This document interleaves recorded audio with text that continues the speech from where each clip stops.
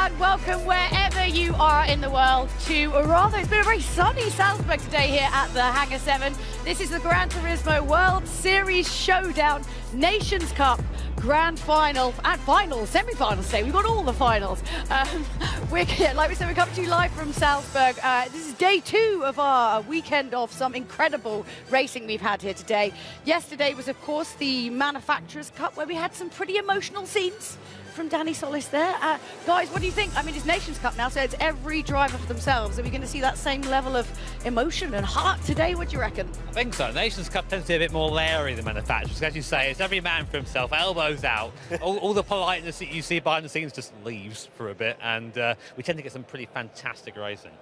Yeah, and the thing is as well, there's more opportunity for things to go wrong here as well. We had one race yesterday, we've got regional finals here today, we've got a repechage. I can't wait for the repechage. Okay, it's been a little while since we've had a repechage, which is one of my favourite things, because it does tend to get a little bit on the spicy side. And we have got 29 competitors who have been lined up, ready to fight for today.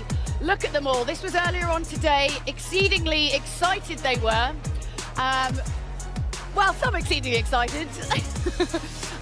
Obviously, the Nations Cup, there's a huge amount of national pride in winning this, and everyone's just been, it's been a really great mood. I think, you know, after the Manufacturers' Cup yesterday, it's taken a bit of the pressure off. It's one thing down for some of these drivers. So you've got your eye on anyone in particular? Do you want to make a call just yet? Oh, not really. I mean, it's not like it's my job or anything. You always don't give me anything. I'm well sad I didn't do a Mexican wave. I was standing behind them when they were filming that Mexican wave, and they weren't interested. I have to ask, is your bottom sore from sitting on the fence all afternoon? Excuse me, Tom, that's a perfect I know, we've got some really strong centre field today, so I mean, we could call someone and be very wrong. So what I'm going to do is I'm going to say something a bit later on, sound a bit more informed, sound like I know what I'm talking about. I think I'm going to go with that instead. Sense of strap.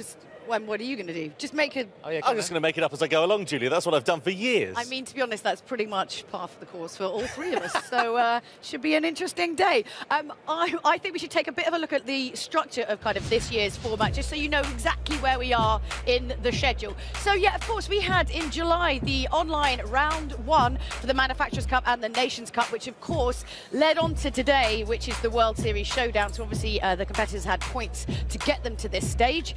Later on this year, in September and October, we'll be having round 2 and 3, and again trying to get as many points as they can, because in November we are back in Monaco, November 25th, 26th, 27th, and that is the World Finals. That is the one that absolutely everyone wants to be at and is dying to go to. And also, of course, we want to hear from you guys about your Michelin driver of the day. So please do join the conversation using the hashtag GT7, hashtag GT World Series. I'm going to stop talking now, because I think it's time. We've got so many semi-finals to get through. I want to see this repechage, because I've been waiting for this to come back as part of the comp format. And then, of course, the grand finals. But really, I'm just going to kick it over to Tom and Jimmy, and they're going to get us started. All right, guys.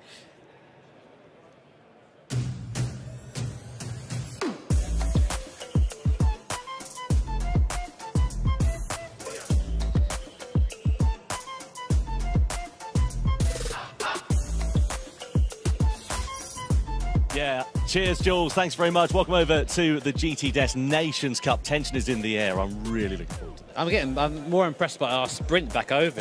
We're getting so good at this now. I'm getting fit, actually. Yeah, I know. Who'd have thought it? Let's have a look at the championship standings then in the Nations Cup coming into this one. So you can see we had World Series 1 a couple of months ago. Lucas Bonelli took 3 points from that. Igor Fraga took 2. Takuma Miyazono took 1. Sadly, Takuma not here this weekend following a positive COVID test, meaning he wasn't able to travel. But Lucas Bonelli, Igor Fraga, the drivers that we're all very keen on watching, seeing if they can extend their points lead. Yeah, I mean, it's a real shame not to have Takuma here, because then we'd have all 4 of our Nations Cup champs here. Yeah. But, you know, it is what it is, and we have to sort of get on with it as is. But yeah, I'm really interested to see if Fraga can come back, really. He's had a bit of a dodgy time in the last couple of years, online and in person as well, when we were doing those events. So I think we're long overdue a Praga victory. Well, yeah, let's see how it goes there for Fraga. It's all the same, isn't it? Too many cars.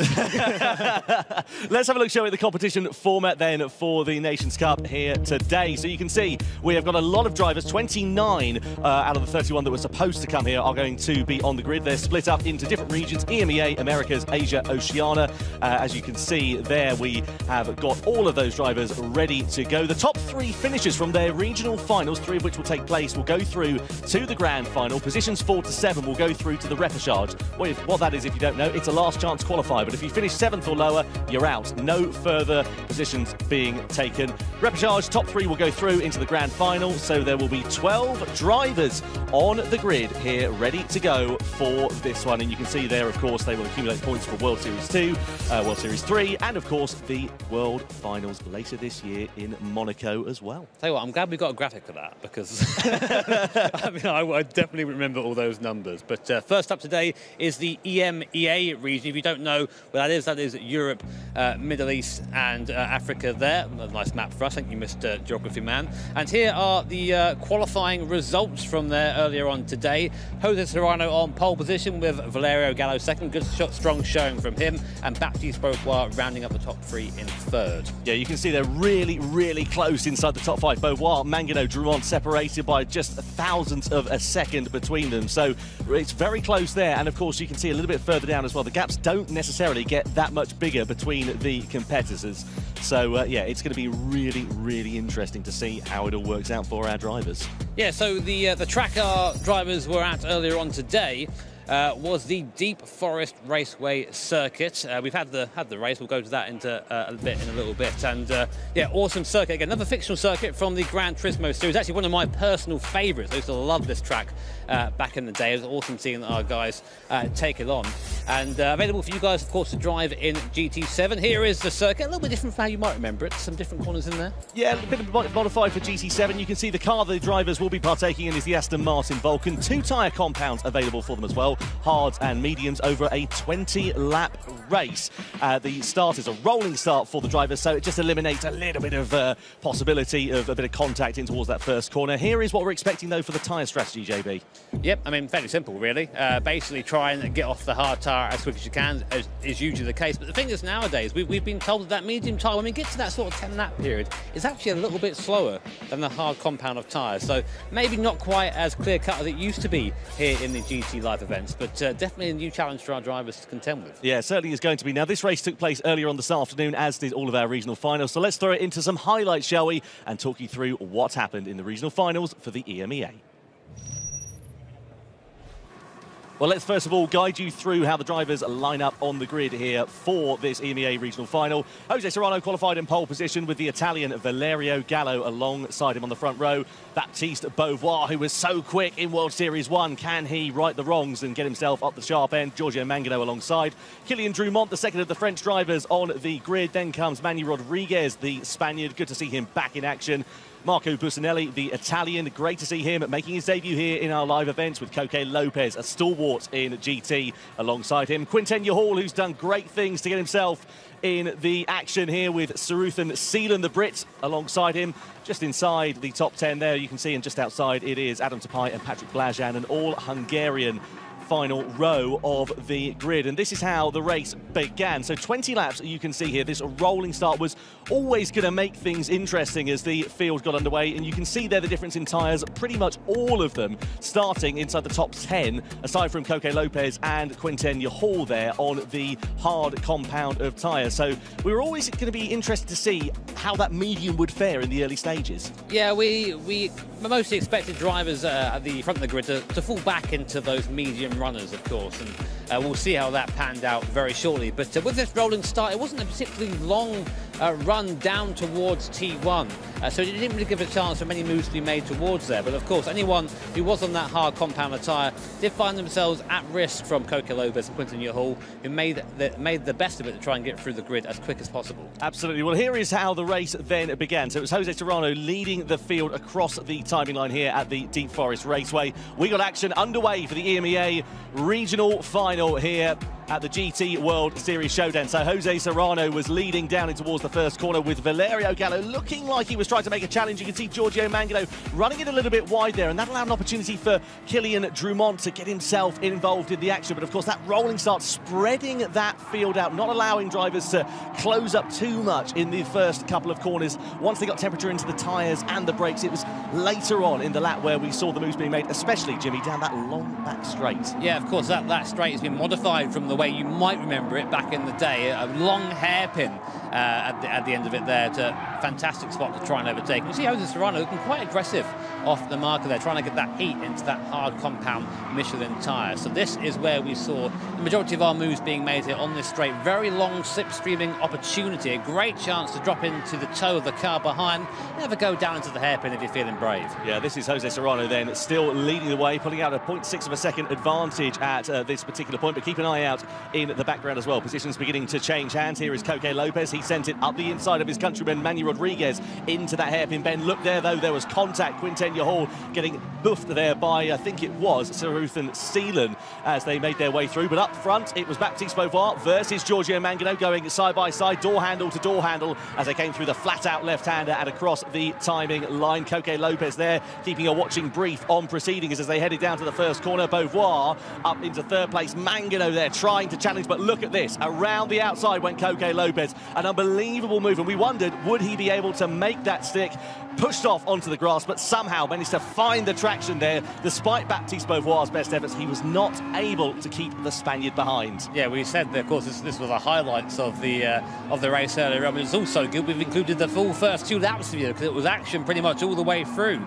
With Drumont, of course, bear in mind yesterday he had a fantastic day with Team Subaru in the Manufacturers' Cup, taking the first win of the season there at one of our live events, our first live event back, of course, in 2 years, and on a bit of a high from there. But up against Baptiste Beauvoir, who you could argue is sort of the old French guard versus the new the French competitor here. Yeah, absolutely. Look at Giorgio Mangano then here. He decided to get his elbows out as they went side by side. A little bit later on in the race, this was Coque Lopez versus Jose Serrano. So Lopez managed to get himself up into third place, then elevated into second, went for the race lead down the inside here of Jose Serrano. Ran it a bit deep though into the corner. Serrano managed to retaliate, get the switch back on the inside. Lopez, good traction despite running too deep on the curb there, and Serrano just decided to get back into that slipstream to try and retaliate a little bit later on. Yeah, and this was where we were seeing the divergence in strategy start to come across from Coque Lopez and, well, basically the rest of the field. Quinten Hall unfortunately got caught up in an accident earlier on, so wasn't able to really make the best of that medium compound tyre. But Coque Lopez showing the grip and the speed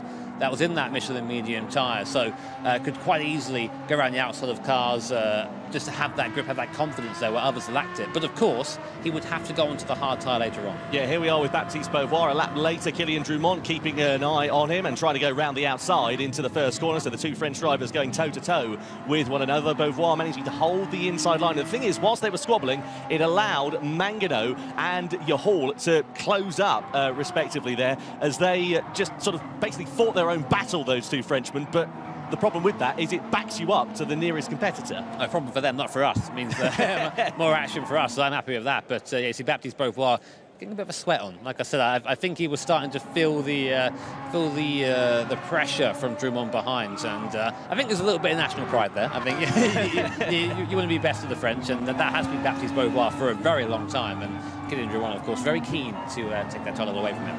Yeah, absolutely. On board we ride here then with Kylian Drumont. We're on lap 8 out of 20 then in the highlights of this EMEA region race. You can see there not quite so much of a sweat on, a little bit of opposite lock as he was just spinning up the rear tyres. And of course we mentioned about tyres and about strategy. The hard tyres, though of course they are a bit longer lasting, they have a little bit less grip. And the good thing is about them here in GT7 is they've remodeled the tyres basically, so the hard compound tyres, they're a lot more usable effectively for a longer period of time. They don't quite fall off the cliff as we have seen in previous iterations. Here is Jose Serrano. You can see once he was able to get himself ahead, and once pit stops started to play out, he was able to pull out a good advantage and not be too worried about what was happening behind. He went into the pits on lap 10, made his changeover from the hards to the medium compound of tyres. And we were keen to see what it was going to mean for the Spaniard. Would he be able to retain his lead, or would other drivers who had pitted before him be able to get the undercut? Well, you can see as he emerged from the pit lane here, Valerio Gallo was able to get himself ahead, as well as Coque Lopez. But crucially here, Jimmy, Lopez was on the hard tyre and was a bit of a sitting duck. Yeah, this is where we saw the strategy Lopez opted for, the bad side. You know, he's now having to deal with that hard compound tyre, which is slow, and he did have track position, but look behind him right now. All these guys behind him on the faster compound tyre, quicker on circuit as well. And Valerio Gallo, who opted to pit a couple of laps earlier, actually managed to jump Serrano and was now in the prime opportunity to take the lead of the race. But again, when you pit, it's crazy just how those small margins can come back to bite you. And you'll see what I mean a bit later on. Yeah, half a tenth, tenth and a half, whatever it may be, it can prove to be very costly in terms of your strategy. And you can see Lopez here just coming under all sorts of pressure, a bit of a train forming behind him as Valerio Gallo closed right up onto the back. Of course, Valerio on the quicker compound of tyre. Coque Lopez on the slower compound was doing a really good job of soaking up the pressure, but it was a case of when and not if the drivers behind would strike. Valerio Gallo was in the slipstream, aggressively pulled to the inside, down towards the first corner. The Italian trying to make his way through as they went side by side, and Gallo, the Italian driver, into the race lead on lap 13. And the thing is, with Lopez, it was one way from there, and unfortunately that way was south. Yeah, and of course, bear in mind, in this Europe EMEA final, it was all down to the top three. Top three would go through to the grand final and qualify for that. And of course, Coque Lopez hanging on for dear life there in second place, but just didn't quite have a response. It's not down to Coque not having the skill there, but just having the tyre disadvantage. We see that right through here, Serrano able to pressure his countryman, fellow countryman, and just stay on the back of him. And we go onto the back straight now. At this point, it's pretty much a done deal. It's just drive by him in a straight line. I think Coque Lopez kind of knew that too. He sort of he understood that he wasn't able to hold this place. He went to defend and then just sort of let him go. Yeah, the thing is as well, Jose Serrano, of course, was in a much better position at this point in the race. They're both Spanish drivers, and I can imagine if one of the Spaniards was going to do well, Lopez wasn't going to try and hold him up too much as they went into the hairpin. You can see there, just being careful, but crucially, you've got to be careful not to let the other drivers through, and that allowed Baptiste Beauvoir to close right up as he ran it a bit deep into that corner with Serrano going up his inside. Was just able to keep ahead of him for the time being, but coming on to this start-finish straight, keep an eye out for Baptiste Beauvoir and also, crucially, Kylian Drumont, the two Frenchmen in the background. They, of course, have got the quicker tyre. They've got more grip under braking, and Baptiste Beauvoir knew that, sent it down the inside, not of one, but of two. Straight through into second place he went, but it was a little bit too late. Drumont got involved in the action there as well. Somehow Beauvoir managed to hold on to third place. It was just brilliant in the latter stages of this one. Yeah, we call that ascend where I'm from. He came from a long way back and just about managed not to hit him. And as you say, Serrano did a very good job of sort of opening the door there to avoid the contact. So good to see everyone get through that in one piece. That then meant, of course, that it was Gallo, Serrano and Beauvoir going through. But as we got towards the end of the race, Gallo started to lose a bit of pace. He pitted a little bit earlier and Serrano did onto those medium compounded tyres. And as a result, the tyres were wearing more. And he had to try and deal with that as Serrano, on a fresher set of tyres, pretty much could just harry him everywhere. The pressure was on, and every time he put a little bit of pressure on, Gallo would slip the car a little, would slide the car a bit, and just compounded that tyre wear issue, which allowed Serrano to get closer and closer. Side of 7th place down to 12th, you're out of the competition. You can see Busnelli also picking up a penalty as well, the Italian driver on his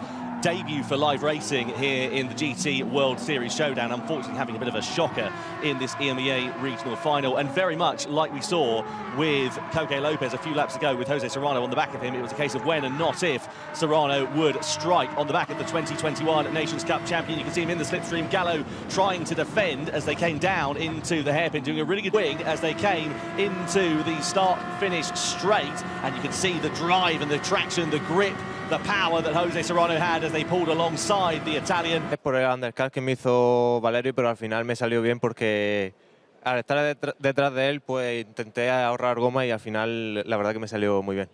Well, in the end, so yeah, happy with that. Yes, it did. So now, you know, you just got to wait just for your grand final race. So what are your thoughts kind of going into the grand final? ¿Qué va a ser tu rival de tu región, ¿no? en la gran final? Yo creo que va a ser Kylian, que también es su primer evento presencial, pero también va muy rápido. Y creo que Baptiste y Valerio son los más fuertes.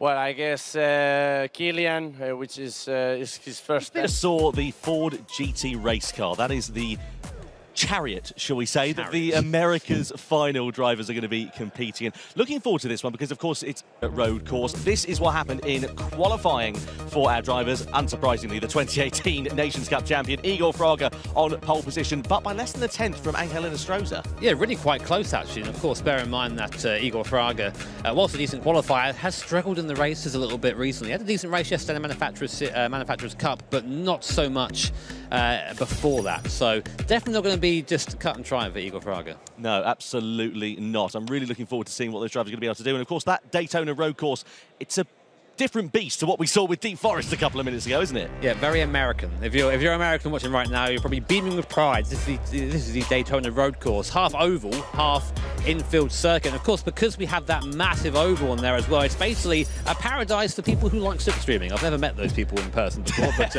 yeah, a great place to get in the tow and just be patient with it. As you can see, we are using the 4GT race car. I saw that a bit earlier on. Racing medium and soft tyres being used. As always, both tyres have to be used at least once, and 16 laps as well.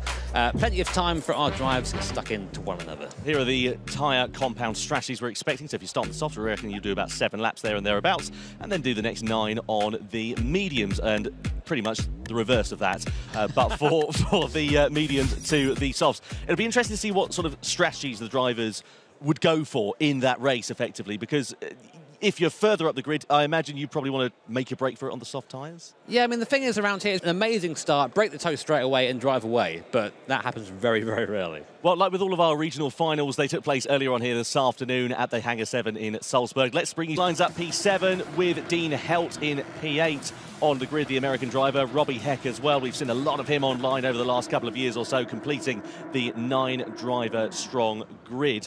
And, well, a rolling start here for these drivers was always going to make things interesting, but of course, tyre strategy here as we bring you highlights of this race. You can see there as well, Igor Fraga, Angel Inestrosa and Adriano Carrazza on the softs. So basically their idea was to try and break the toe as soon as possible and get as much space as possible between them and the rest of the field. Just like in the last race, it was top 3 that would go through to the final, with 4th to 7th going through the repechage, and of course 8th and 9th going no further in the competition. So this was the start then of the races. We bring you highlights from the Americas regional final here for the Nations Cup for the 2022 GT World Series Showdown. Igor Fraga leading the field very slowly towards the timing line. Angel Inestrosa there ready to try and pounce. Of course, the first corner here at the Daytona road course. So it was Fraga, Inestrosa, Carrazza and Lucas Pinelli, and you can see they flick it very aggressively left in towards that first corner as the drivers set about finding their way and finding their feet and getting their heat into their tyres. I imagine, though, for Dean Helt and Robbie Heck, they, of course, were on the soft compound of the tyre. They qualified right at the back. They were just trying to make up ground whilst the field was bunched up. Yeah, I mean, that was probably the best thing they could do at that point. And interestingly, Inestrosa and Carrazza were really actually having quite a close fight on the first half of the lap. And look at those gaps. Look at just slowed them both up coming through the horseshoe. And that broke the toe right there. Just like that, Igor Fraga was out the toe and able to try and make his way away from the rest of the pack while the guys behind him squabbled. And that's the thing that Fraga has always liked to do, is lead from the front. He doesn't like getting involved in those squabbles, and we saw that in World Series 1. Again, really, and it just sort of never really materialised. In this set of circumstances for the Americas regional final, you can see he was able to pull out a sizable advantage here on the opening lap, with Angel Inestrosa setting about squabbling with Adriano Carrazza. You can see he closed right up on the bus stop, but you can't go 2 by 2 into there. No, I mean, I wouldn't try it. I haven't tried it. Your stock car racing, which is, it sounds like a very British way of saying it, doesn't it? The bit of bump drafting going on there between Carrazza and Inestrosa in an aid to try and catch Fraga in front. And it looked like they might have done it. The gap came down to under 1 second, but then we go into T1 once again, and Fraga just seeming to have a bit more confident in the car underneath him, able to pull up the gap through the corners. Yeah, the thing is with Carrazza and Inestrosa, it basically became a story of the unstoppable force and the immovable object between them. They were stuck on each other like pigeon guano to a car bonnet at this point, and that was a theme that basically continued throughout the entirety of the race, because Carrazza, despite everything, was not able to build a gap to Inestrosa, but likewise was not able to close the gap to Fraga in front. You can see them running nose to tail here, the brake discs glowing in the darkness here. Jimmy, you've done a fair bit of endurance racing. You know it pretty much back to front, upside down. Upside down, I put a lot of emphasis on that as well. Yeah. But what's the difference between driving at daytime and driving at night time? You can see that, Tom. Thank you. You're right there, Jimmy. Goodness me. Anyway, Captain Obvious is going to laugh his way through. As we can see, Robbie Heck here was close onto the back over Fabian Portilla. Of course, he was trying to go for the higher line, the outside line on the oval section, but of course you're extending the length of the track at that point. So despite having the momentum, he wasn't quite able to mount a challenge at that point. We thought, is he going to go for it down the inside into the bus stop? Well, unfortunately, he was not quite close enough. Unfortunately as well for Ethan Lim, down in 8th place after a bit of a shaky start to the race, then compounded after picking up a penalty for colliding with another car on the opening lap. Yeah, of course, this pack was sort of bunched together with Robbie Heck on that soft compound tyre. And he was trying his best to find a way past Fabian Portilla, but as you see, the toe round here, whilst it was enough to pull you along, it was pretty difficult to pull out onto the high side of the oval. When you go, of course, go high on the oval, you are taking a longer route around the circuit, so you might carry some more speed, but you see, looking around the outside of both Portilla and Benelli there, and almost having a moment, actually slid onto the grass, but masterfully recovered by Robbie Heck there. I've got to say, when I first saw that, I was convinced it was going to be a massive shunt, but he managed to come out of it okay. Crucially, Dean Helt made his way up into 7th place as Robbie Heck sent about going up the inside of Fabian Portilla into the horseshoe then. Side by side, he ran with the Chilean driver, demoting him eventually down into 6th place. So still into the repechage there for Fabian, but of course it's all important for where they will start on the grid for that repechage. And Robbie Heck fancied going 2 into 1. There was a bit of argy-bargy between himself and Lucas Benelli. Sensibly there, Heck deciding just getting out of the throttle, not muscling his way through and deciding to get the wrath of the stewards on his back. Yeah, very enthusiastic move. I like those. Give us more of those. But Heck, regardless, still making his way slowly through the field. But the problem he'd have, as we described on this this oval course here, is once he got by Benelli, he had nowhere really to go, because Inestrosa in front of the 2-second gap outside the drafting range, and him and Karatza were outside the drafting range of Fraga. So he sort of had these little mini packs develop as the race went on. Yeah, this was Heck going side by side with Benelli. Benelli, of course, on the medium tyres, Heck on the soft, so a bit quicker, and he tried for a move around the outside. I didn't think that this was one that was going to pay off, but amazingly, the American driver was able to get it stopped. Instead, you can't go 2 by 2 through there. Obviously, Robbie Heck didn't read the script on that one and was able to make his way up into 4th place. Later on, he would pick up a penalty, as we see the first of the pit stops now taking place. So Fraga came in, and it was a case of follow the leader, pretty much. Yeah, you had no choice really but to do that, because any chance of the toe would fall away if you didn't choose to come into the pit at that point in time. So everyone into the pit lane, changing onto that medium compound tyre. So that would seem to be a little bit slower in the second half of the race, which of course is what the first stint was all about, trying to make that gap as big as possible to negate any time lost on that Michelin medium tyre. Karatza taking a bit of a break. He looked actually fairly chilled out for that. Karatza is someone who is, I think aggressive is understatement in his driving style, but actually seems fairly chilled. Yeah, absolutely. If you compare that to the likes of Lucas Benelli, who sits there with his shoulders hunched and almost feels like he's got the weight of the world on his shoulders when he's driving, it's certainly a very different style of racing. These are highlights just to remind you of the Americas regional final. We're right on boarding here with Angel Inestrosa, who of course is now on the medium compound of tyre. You can see the tyre wear there. Lucas Benelli changed over a little bit earlier than those around him, of course, and his tyre wear was a little bit warm, but Inestrosa was closing right up to the back of Adriano Karatza here. And that little bump there, keep that in mind, because the stewards, we had said before that bump drafting is something that the stewards tend to frown upon. We saw a little bit of it, and I think at that point, Inestrosa had maybe tried his luck one too many times, and actually ended up getting a little bit of a warning from the stewards saying, mate, no more bump drafting, which, for their pursuit of Igor Fraga, was actually a fairly substantial blow. So Lucas Benelli now is, of course, leading the race, but as you can see on the graphic on the left-hand side of the screen, he hasn't made his mandatory pit stop at this point. He did come in at the end of lap 9, so we're over the halfway stage now of this race. It's the soft tyre that Benelli had to go onto, where, of course, the drivers around him are pretty much on the medium compound of tyres, so he would be quicker in the latter stages of the race, but the thing is, he was kind of in no man's land at this point. All the other medium shod runners coming in as well at the end of lap 9 to go on to the soft compound of tyre. The Brazilian driver there just taking a little bit of a breather.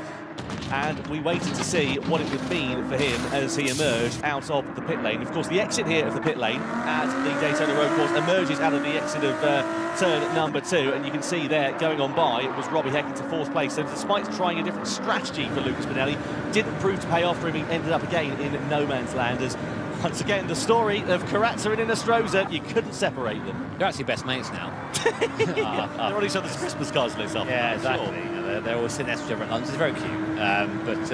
Yeah, Inestrosa was kind of demonstrating what we thought might be the style of racing here, which is, you know, I'm not actually quick enough to get by you in the midfield section, and I can do it in the toe, but is there any point? Because at this point, of course, in the race, they are all going through.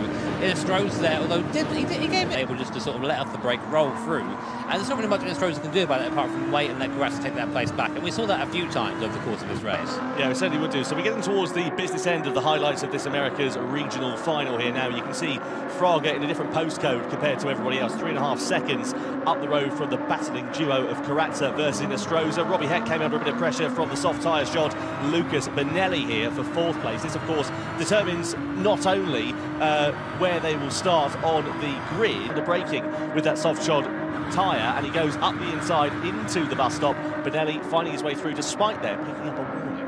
Oh, it's only a warning, says Benelli. And you see there, masterfully stopped on the apex, did not give Heck a good run out the corner. I say masterfully because it was either that or he had a massive moment. I'm going to give him the benefit of the doubt and say that it was on purpose. So you can pay me later, Lucas. So here we are then, Robbie Heck trying to retaliate, albeit in vain, to be honest with you, at this point. You can see he pulled to the outside of the Brazilian driver. They went 2 by 2 across the timing line, but of course, as we know, going into that first corner, when it's off camber, you're kind of putting yourself out in no man's land, really. Benelli having the inside line, the optimum track position, later on the brakes, soft compound of tyres as well, and despite running a little bit wide in the second pass of that first turn, he was able to hold on to that 4th place. We go into the final lap now, and this was the end of this battle between Karatsa and Inestrosa, the race-long battle. This was actually really good driving by Karatsa. You see, he just slowed up a little bit through there, just to put Inestrosa off, and then gunned it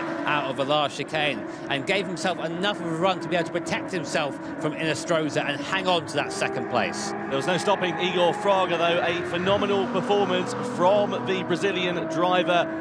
Fraga absolutely dominating proceedings here at Daytona for the Americas Regional Final. 4.6 seconds ahead of the next competitor, taking the win in an amazing fashion from his compatriot Adriano Karatsa. Angel Inestrosa also automatically qualifying for the Grand Final. Lucas Benelli would be the first of the drivers to face the repechage. Let's have a look then, shall we, at the final results from that one. So Fraga, Karatsa, Inestrosa make it through. Benelli, Helt, Lim, Heck going through into the repechage, so that means the last chance qualifier. Sadly, we say goodbye to Juan Hernandez and Fabian Portilla. They go no further in the World Series Showdown here for the Nations Cup, unfortunately. Anyway, let's head down then to Julia, who is with the winner from that race, Igor Fraga. Yes, I'm joined by Igor Fraga now. Well, this feels fun. Here you are back. Look at that, leading from the front. That was like 4.6 something seconds. That's a nice little hefty chunk of a lead you had there. How's that feel? Yeah, definitely feels good. My pace during the race was pretty good, but I also got a little lucky that at the beginning, Karatsa and also Angel fought a little bit, and I could pull out the gap because the slipstream in this track is quite strong. So yeah, I got a little bit lucky. But yeah, I'm very happy to be able to win my regional final.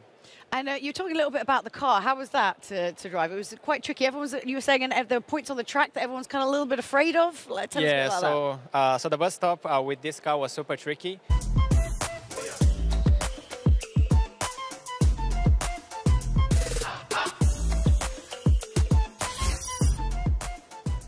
Well, there we are then. That is the car that we'll be competing in for the Asia-Oceania Regional Final. I'll tell you what, this is the thing about Nations Cup, is that you don't just have to compete in one class of car. You've got to be really adaptable. Super Formulas, I don't want to tame them. No, I'm awful in this car. I'm not even going to pretend to have any sort of ego at all. I'm so bad in this car. So I'm interested to see how our guys from the Asia-Oceania region get on today.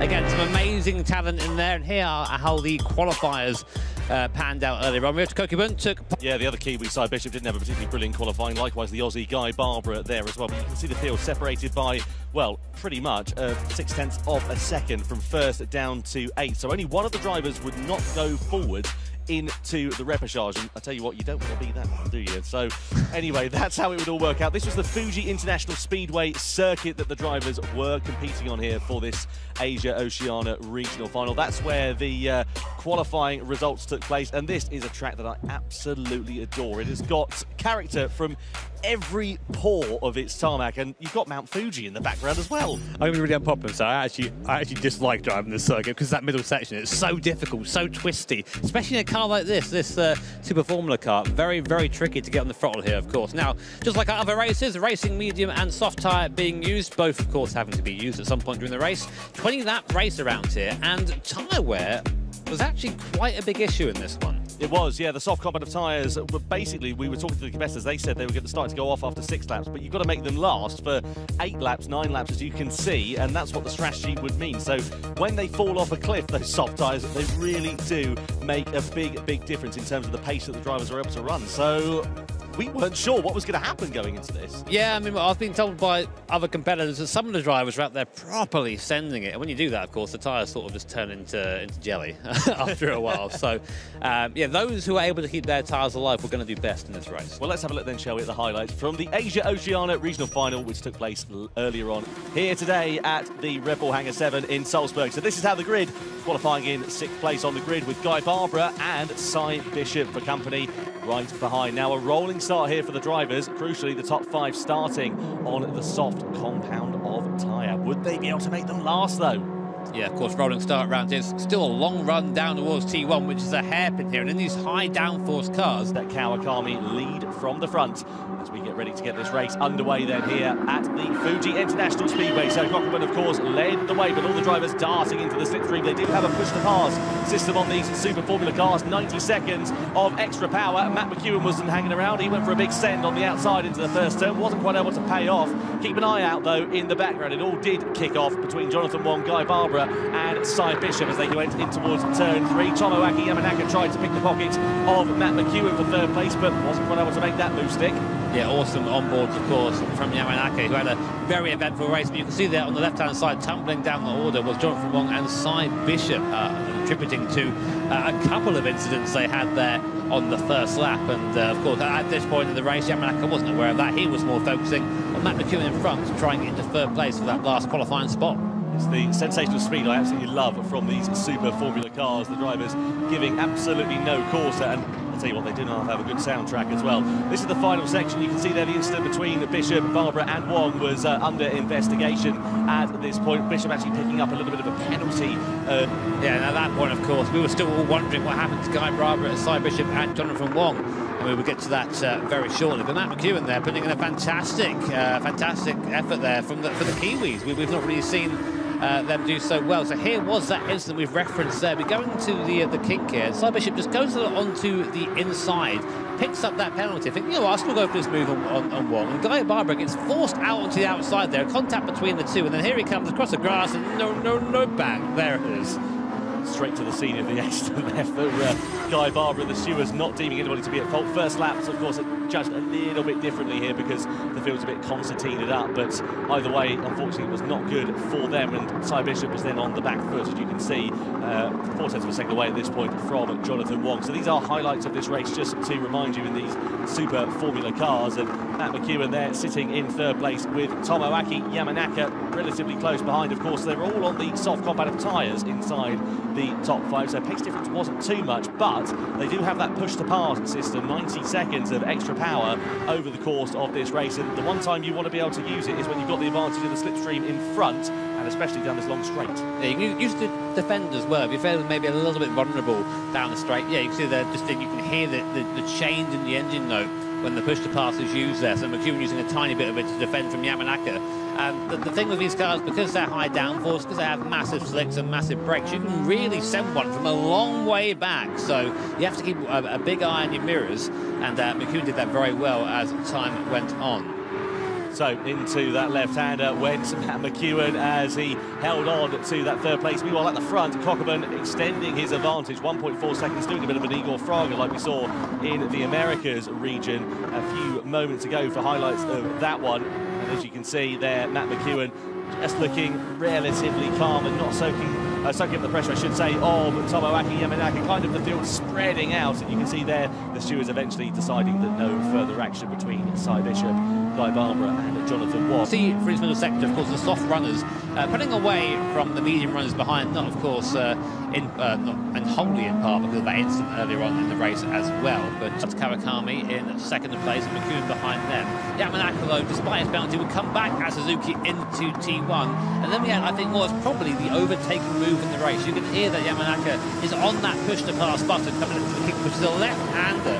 And full confidence, full commitment, sent it all the way around the outside of Suzuki into the inside of 100R, showing the confidence that Yamanaka had in that Super Formula car. Phenomenal drive there from Yamanaka. Great confidence, great respect as well from Suzuki in that race, just to be aware that Yamanaka was there and give him racing room. Just a reminder, these are highlights of this race. Of course, the top three drivers will progress forwards into the grand final. And as you can see, the gap's relatively stable between those top three of Kokubun, Kawakami and Matt McEwen. Yamanaka, Suzuki, Barbara and Wong will be the drivers who went into the last chance repechage race. Cy Bishop, unfortunately, that first lap incident was followed by a myriad of other incidents in the race, and he would eventually drop off the back. And we waited for the first pit stops to come, and they did at the end of lap number 10. So this is Kokubun coming into the pit lane.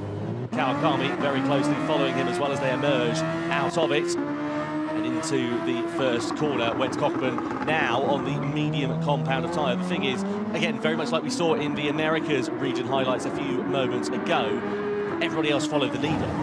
This is basically where we saw the story of the race unfold, which was McEwen versus Yamanaka. Yamanaka had a bit more pace than the Kiwi in front, but as so is often the way with Tomoaki Yamanaka, just pushed the limits a few too many times. A couple of little mistakes, a couple of little issues made his hard charge sort of dampen off a little bit as he got closer to the back of the car in front. Yeah, of course, dirty air is something to consider in these Super Formula cars. Once you get onto the back of these machines in front, you've got, of course, aero wash, so basically the front starts to understeer.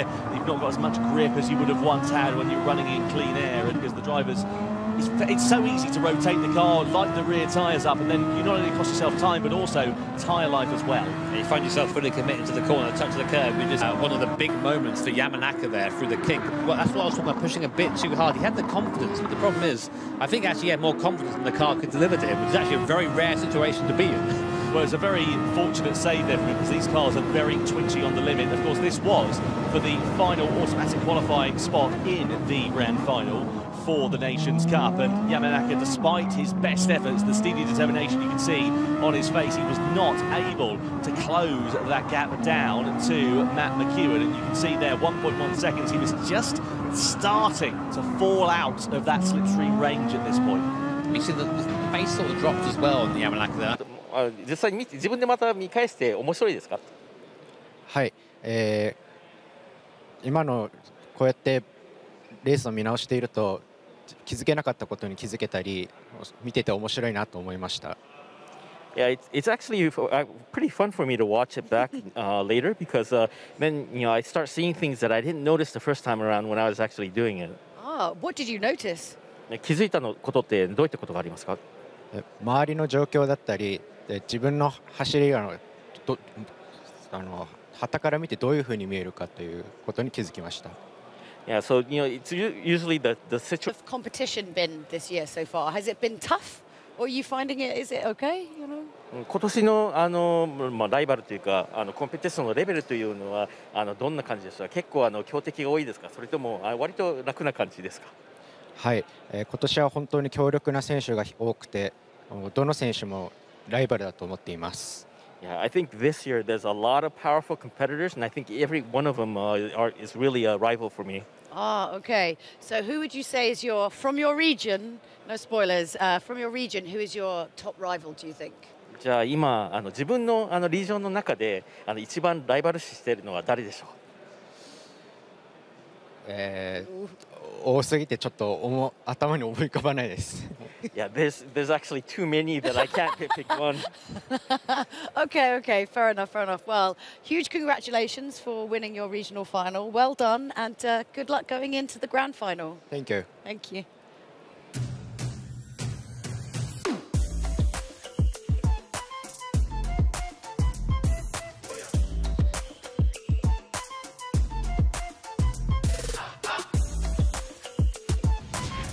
Well, that is the Genesis Group X Group 3, or Genesis X Group 3 machine, I do apologise. That is the car that drivers will be competing in for this repechage race, brand new to GT7. Bit of a stunner. Yeah, cool car to have there as well. And of course, as you can see, Igor Fraga telling us there's nothing better than a live event than a side-by-side battle on track. And we're going to see a lot of that in our upcoming repechage highlights, because it was a spicy one. Yeah, it certainly was. Of course, the repechage is the last... Is your repechage lineup.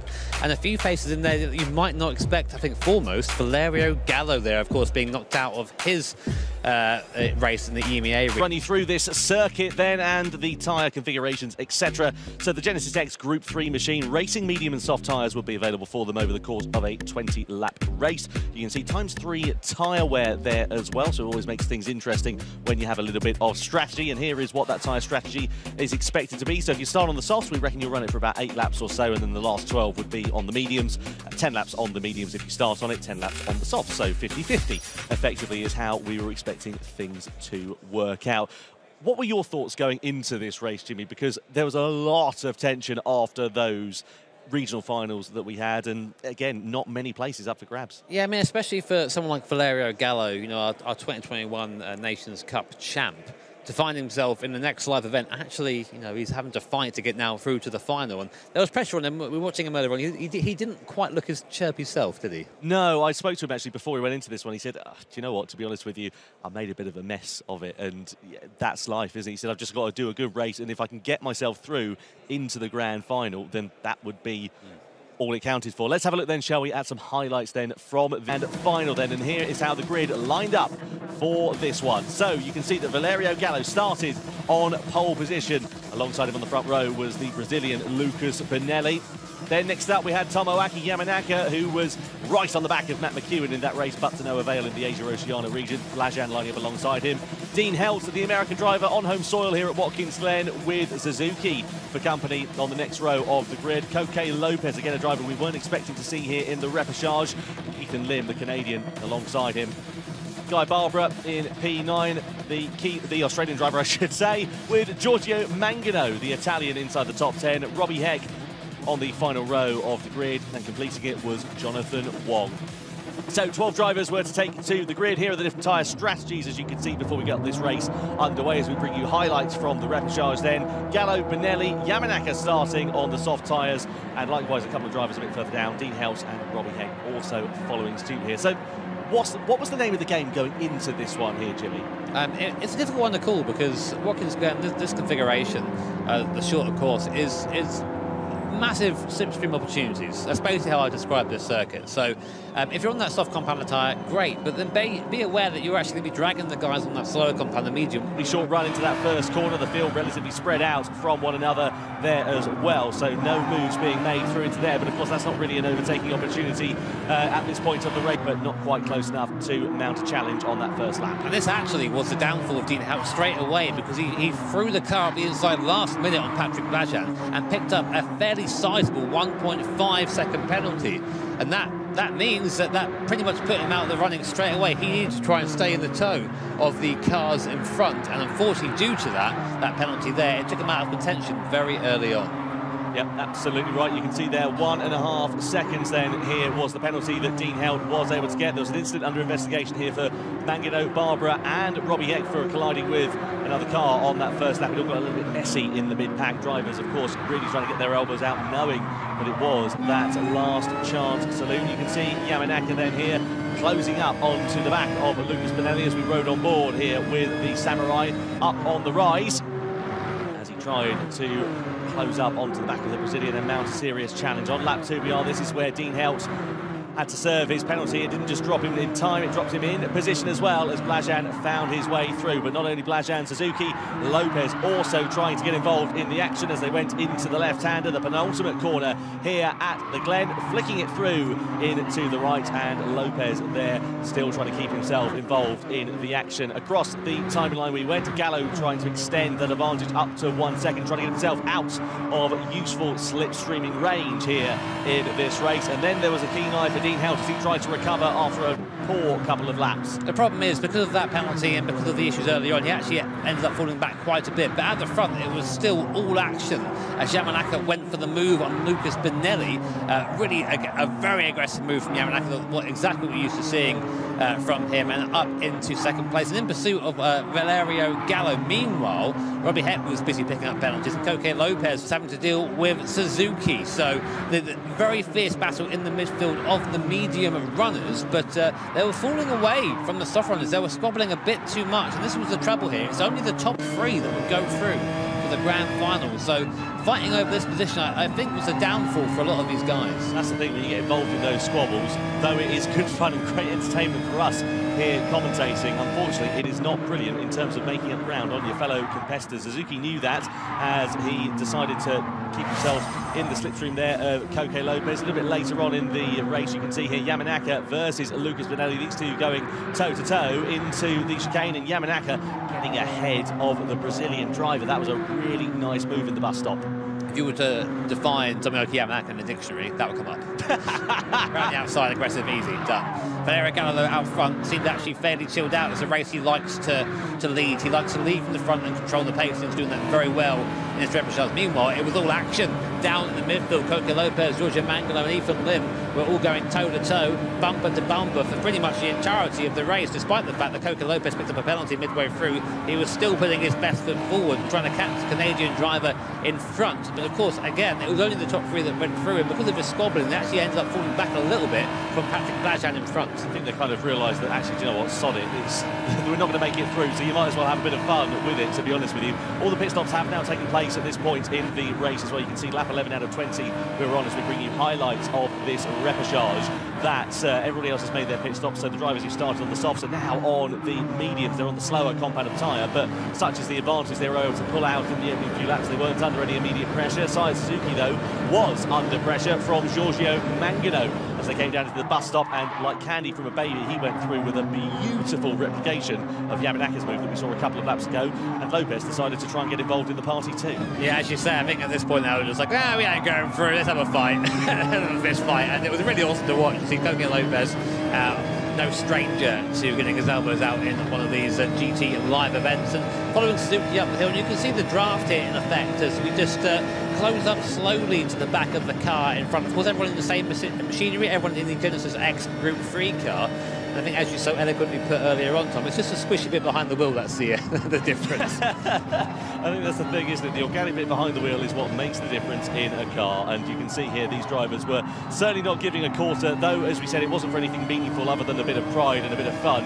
It was great to see some of the world's best drivers in Gran Turismo going head-to-head with one another. You can see Blajan there, unfortunately, picking up a penalty and dropping right down the field. The Hungarian driver not having a particularly brilliant day in the office, and unfortunately in the repechage, it just compounded his woes after what was a difficult start that then just unfortunately spiralled out of control. It's that snowball effect, isn't it? It can kind of go from bad to worse, really.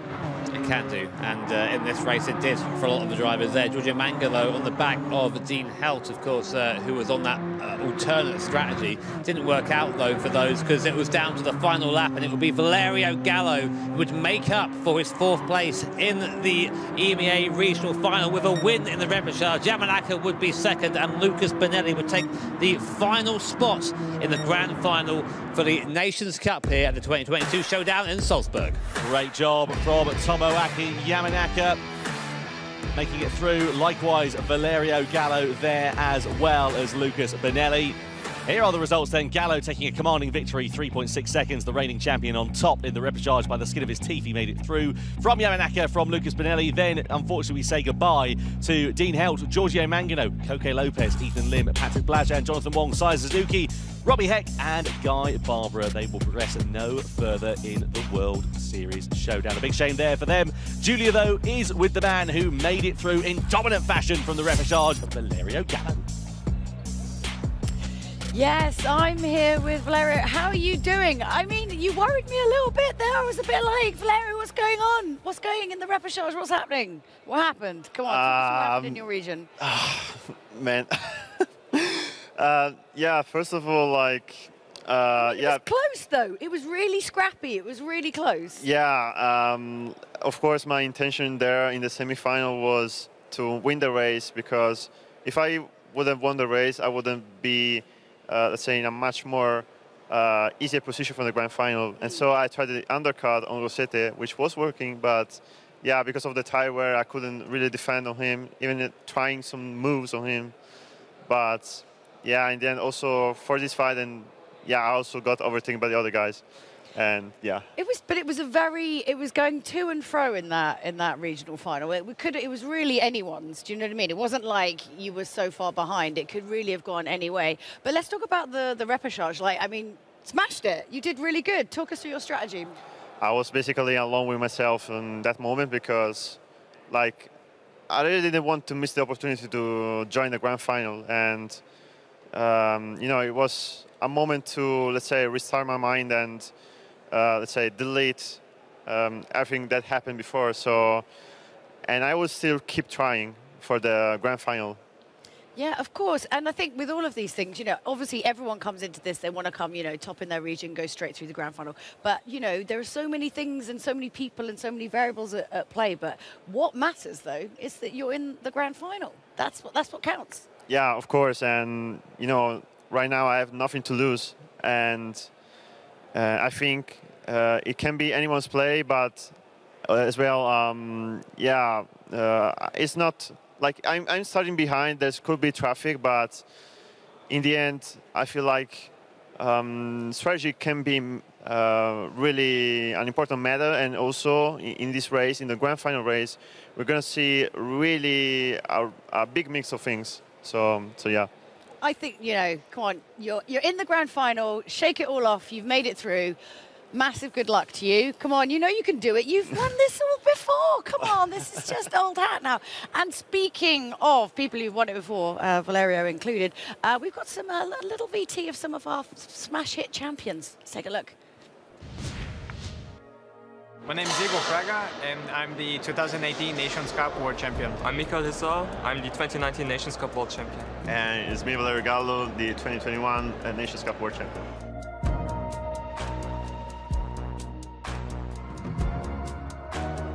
To become world champion, I think you got to work very hard for it. You got to keep fighting, never give up. It's going to be really tough. Obviously, it's a world championship, so you got to fighting the whole world basically. But yeah, you have to just keep going for it and try to learn as much as possible. Like every day, you got to improve yourself.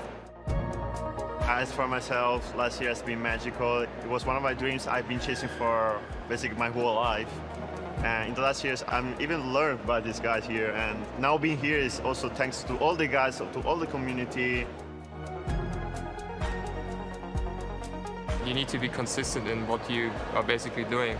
Even if you're not the fastest in, let's say, the race combination, but by being consistent, you can always like grab those points.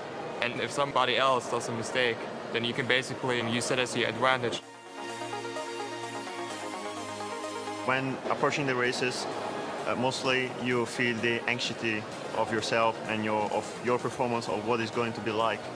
You should really try to think about the present, not too much ahead, even though if the strategies are another skill you should have. But for example, being more relaxed, enjoying the driving while racing can make you way more relaxed and less, say, thoughtful about the other things. So thank you guys, everyone that has been watching. And hopefully we will see you guys on the next time. Grazie ragazzi, and see you in the next races. So I'm joined by Peter Werman, who's in charge of something pretty cool, which is GT Sophie AI. So if there's anyone out there who doesn't know Sophie, explain it a little bit to us briefly. GT Sophie is an agent that can race in the game Gran Turismo. What's really interesting about it is that GT Sophie teaches itself how to drive. We program an environment in which we give it rewards, positive reinforcement for going fast. Like what's the positive? What do you give them? Just little binary values. Does it? Is that what AI wants? Programming. Little tweets. That's what it likes. Is it? Yeah. That's really weird. And then penalties for going off the course or bumping other cars. Yeah. And then we let it practice, and it practices until it gets to this superhuman level. Goodness me. Okay, so as someone who's like fairly kind of layman with all these sort of things, like how complicated was it to build, like initially? Because obviously then it's self-teaching, obviously. Right. Yeah. It took a lot of work. It took us about a year to train, to figure out what's the best way to train this agent and what rewards and penalties to give it until we got to this level. I don't think you want to take over coaching some of these guys, because you could do the same. Yeah, it's just different rewards, different penalties, it is. Food, different incentives. Yeah, food and things, pizza. Yeah. Yeah. Actually, I don't know enough about driving to coach these guys. What? You just built an AI? I let it learn how to drive. Oh, I see. That's the key thing. You don't have to learn anything. You just have to teach it how to learn. That's right. Exactly. Teach an AI to fish. That's right. I mean, it's pretty kind of crazy. What was the sort of thinking behind it? Why was it created? It's a great way to experiment with the latest AI techniques and find out just how far we can push them. It's a great environment for that. Is it kind of scarily good? It is pretty good, yeah. I'm sort really of terrified but excited all at the same time. Is that right? Is that the right reaction? Yeah. Okay, well, good. if you're a driver and you see it coming behind you, you know it's coming. Okay. Well, I believe we actually had some of our drivers take a bit of a turn and see who's going to come out on top. Real-life drivers or Sophie? Are you excited to find out? Because yes. I am. Let's take a look. GT Sophie is an AI racing agent that can combine speed, skill, and racing etiquette to be able to compete with the best racers at GT. Sophie's biggest strength is like being precise. It's just perfect every time. As a human, I can't do that. In certain situations, I think it's possible to stay one step ahead, but in terms of pure speed, Sophie is, I don't know, already 2 or 3 steps ahead of us. I really want Sophie to put on a good show. And more importantly, I want to be able to convince the viewers that they would want to have Sophie in the game to help them have a better experience when they play GT7. If I should really say something to Sophie, I will beat you. Just wait. It is the GT Sophie AI versus some of the world's best Gran Turismo 7 competitors. You can see the AI there using all of the circuits to try and maximise as much possible speed as they can. Wow, looks like Rouge has just taken the lead away from Valerio Gallo. So Sophie AI already up into first. Oh, look at that as Emily Jones getting really sideways there, losing 1 position, losing 2. Nose tail bumper to spoiler as Violette sends it up the inside of Tomoaki Yamanaka. So AI versus AI for the last few corners. I think Rouge is just going to hold on. The checkered flag is out and Sophie Rouge takes the win.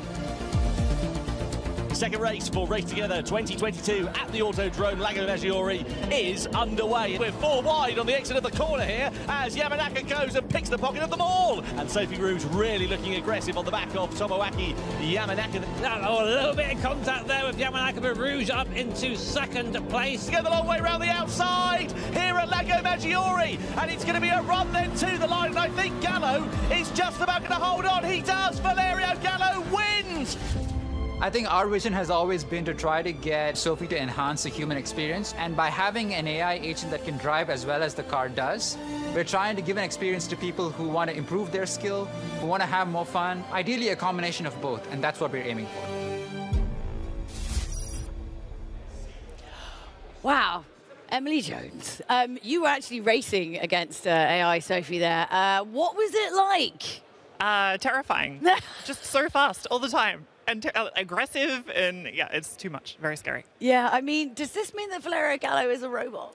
Yeah, he's like the one of us who can beat it. He's the chosen one. I don't know how he did it. It's magic. He's very, very fast. Impressive.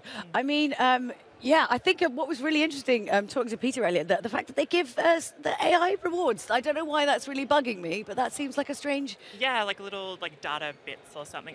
Jump. Yeah, it's weird. Like that they were talking. I was talking to the AI engineers, and they kind of introduced like limiters. Like they kind of punish the robot if it uses too much steering angle, or maybe if they like slide the tires, and that's kind of how they punish speed. How do you punish an AI? No, like do you cut off internet access? You threaten to like disconnect it. Yeah, I'm going to pull that Ethernet plug out if you don't behave. Maybe. Stay on your racing line. Come on now.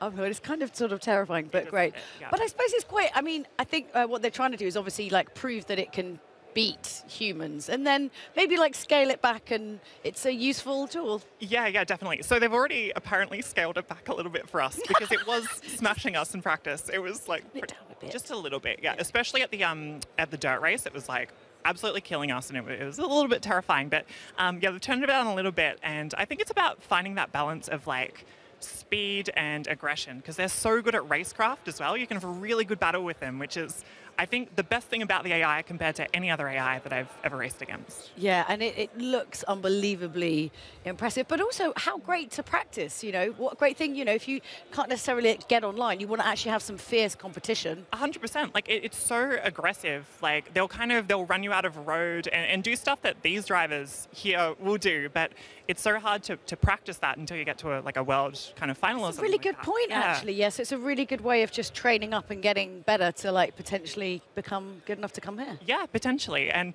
they said that it doesn't like have revenge or like hold grudges, but like I don't know. I squeezed one off the road, and the next corner they came back and killed me. So it was like, I feel like it's more human-like than I expected. But you probably want that though, right? Because a human would not like take that line down, and that's the sort of aggression you would see on track. Yeah, I guess like none of these drivers would leave an inch if you race them, and Sophie's like that. Sophie never leaves an inch. It was always would leave me just a car width on the exit, and it was really good practice, but it was pretty intense. Yeah. Wow. Well, I am, again, still quite terrified but excited all at the same time. But thank you so much for chatting to us about it. And yeah, look forward to the future because it is happening. Right, well, thank you so much, Emily. But now I feel it is time. It's almost the main event. It's almost going to be the grand final of this Nations Cup. Are you guys ready? Yeah? They've been waiting to show you their very, very best. So let's throw it over now to the Nations Cup.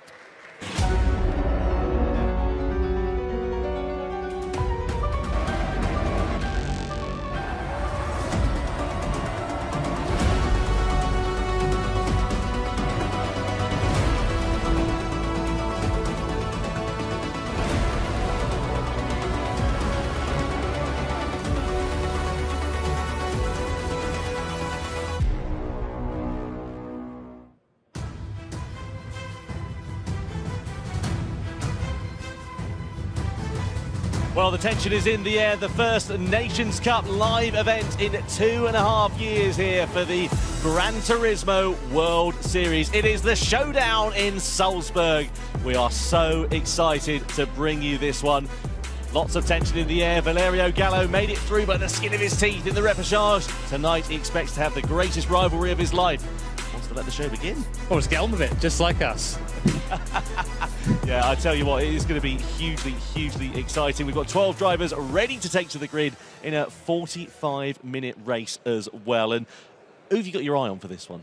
It's really hard to look by Igor Fraga. Absolutely dominating in his final, and he's just been kind of on form. He's come back into that form that we know he's got.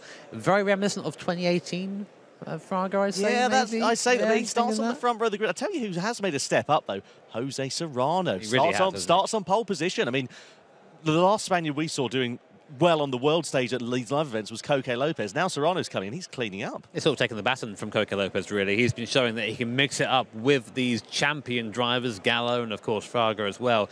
And that's good. You've got to have that mindset to not be intimidated by these guys. And I think that he's really showing that he belongs in this stage. And, you know, again, definitely a competitor for the win here today. Well, we talk about these drivers a lot. Let's introduce you to our 12 competitors in the Nations Cup Grand Final then, shall we, here for the 2022 Gran Turismo World Series.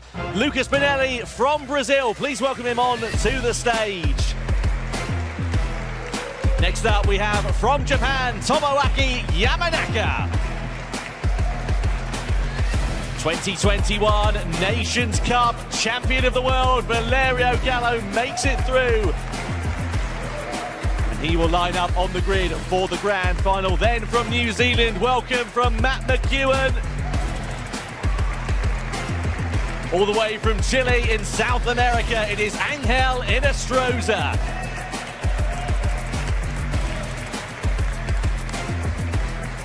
Taking the baton or the baguette for France, whichever way you want to put it, Kylian Drumont lines up on the grid.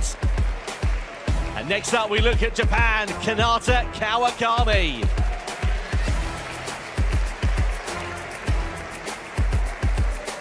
The Brazilian Adriano Carrazza, he's not afraid to get his elbows out. Can he take the fight to the front? From France, Baptiste Beauvoir, we know him very well indeed. Can he be up the sharp end though here in the grand final? What about Ryota Kokkoman? A dominant performance in the Asia Oceania regional final. Can that be converted into a win here tonight? Well, they'll have to try and depose this man, the 2018 champion, Igor Fraga from Brazil. And finally, the winner of the EMEA regional final, Jose Serrano from Spain.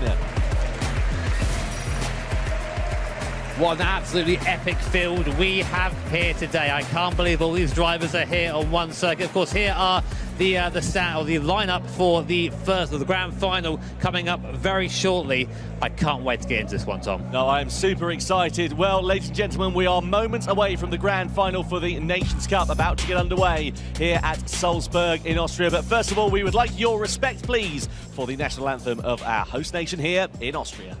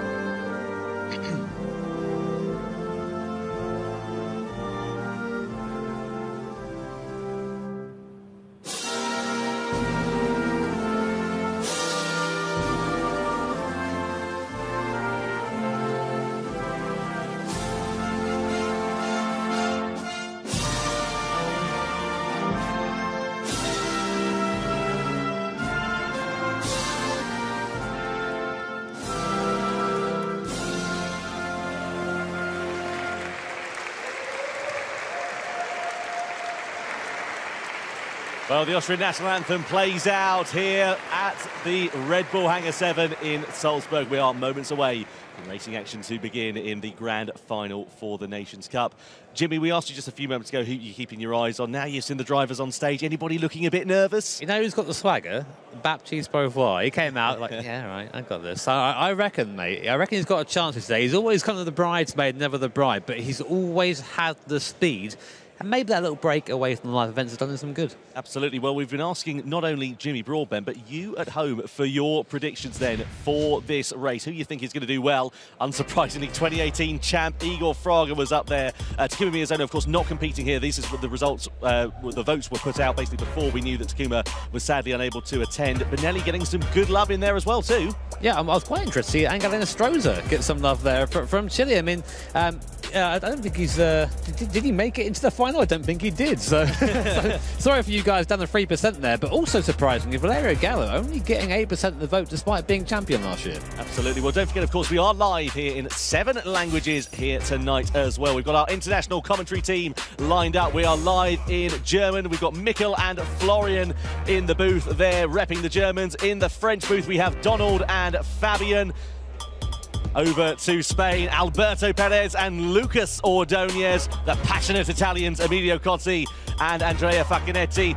Then it is Gonzalo Gomez and Francisco Melo for Portugal, and Nakajima-san and Yamada-san from Japan here as well. And you can join us, of course, as you are doing so at the moment, in English, live in 7 different languages, ready to go for this one. I tell you what, I cannot wait. I just want to go. Yeah, definitely. Me too. Grand final coming up, and here is the track that our racers will be competing on today. It's Trial Mountain, of course, epic circuit, a circuit that's been part of the Gran Turismo franchise since its inception, all the way back in 1997. scholar mode. It's been a long time. An awesome circuit for racing, of course. A little bit different from how you might remember it back in the day, with a couple of changes made for the sake of racing. And the car, first time you're seeing the car, we're back. We're back in the Red Bull X 2019. High downforce, incredible cornering speeds. Not too slow down the straight either.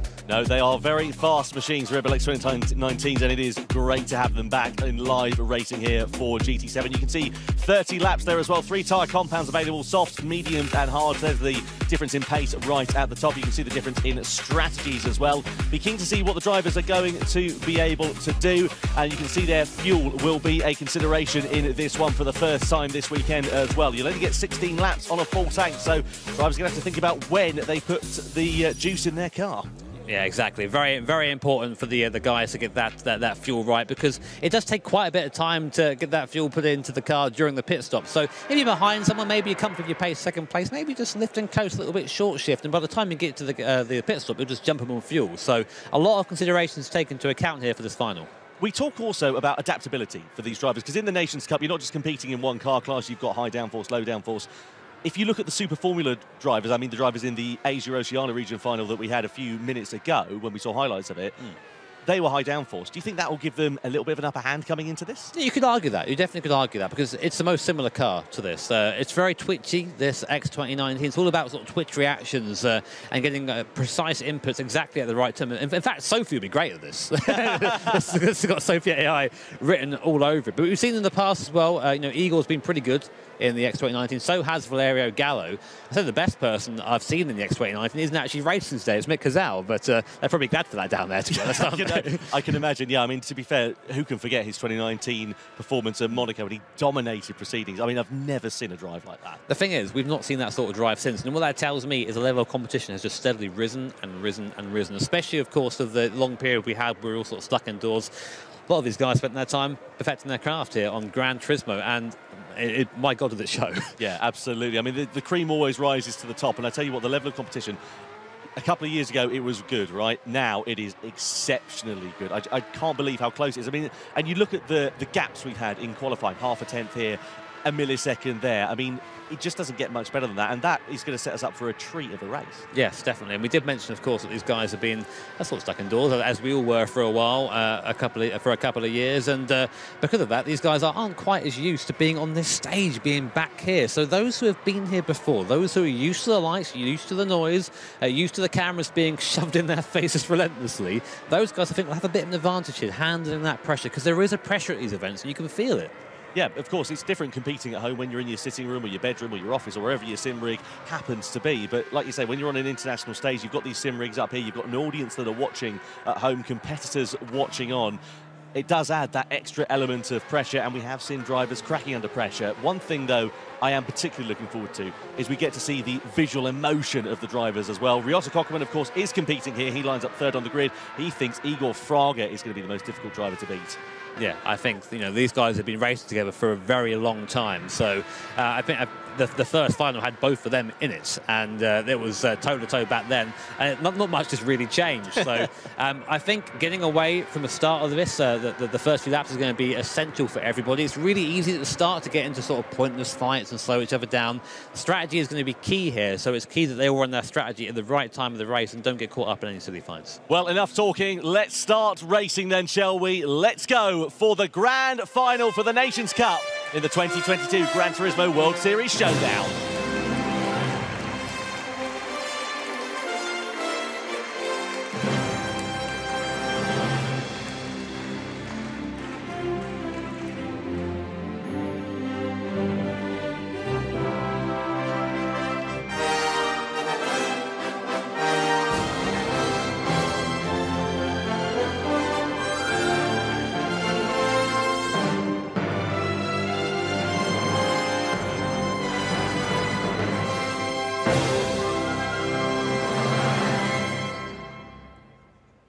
It has been 2.5 years since we last saw live racing action for the Nations Cup in the Gran Turismo World Series. And now the drivers are lined up on the grid, ready to go. And here is how the field will sit then for the grand final here in the Red Bull X2019s at Trial Mountain.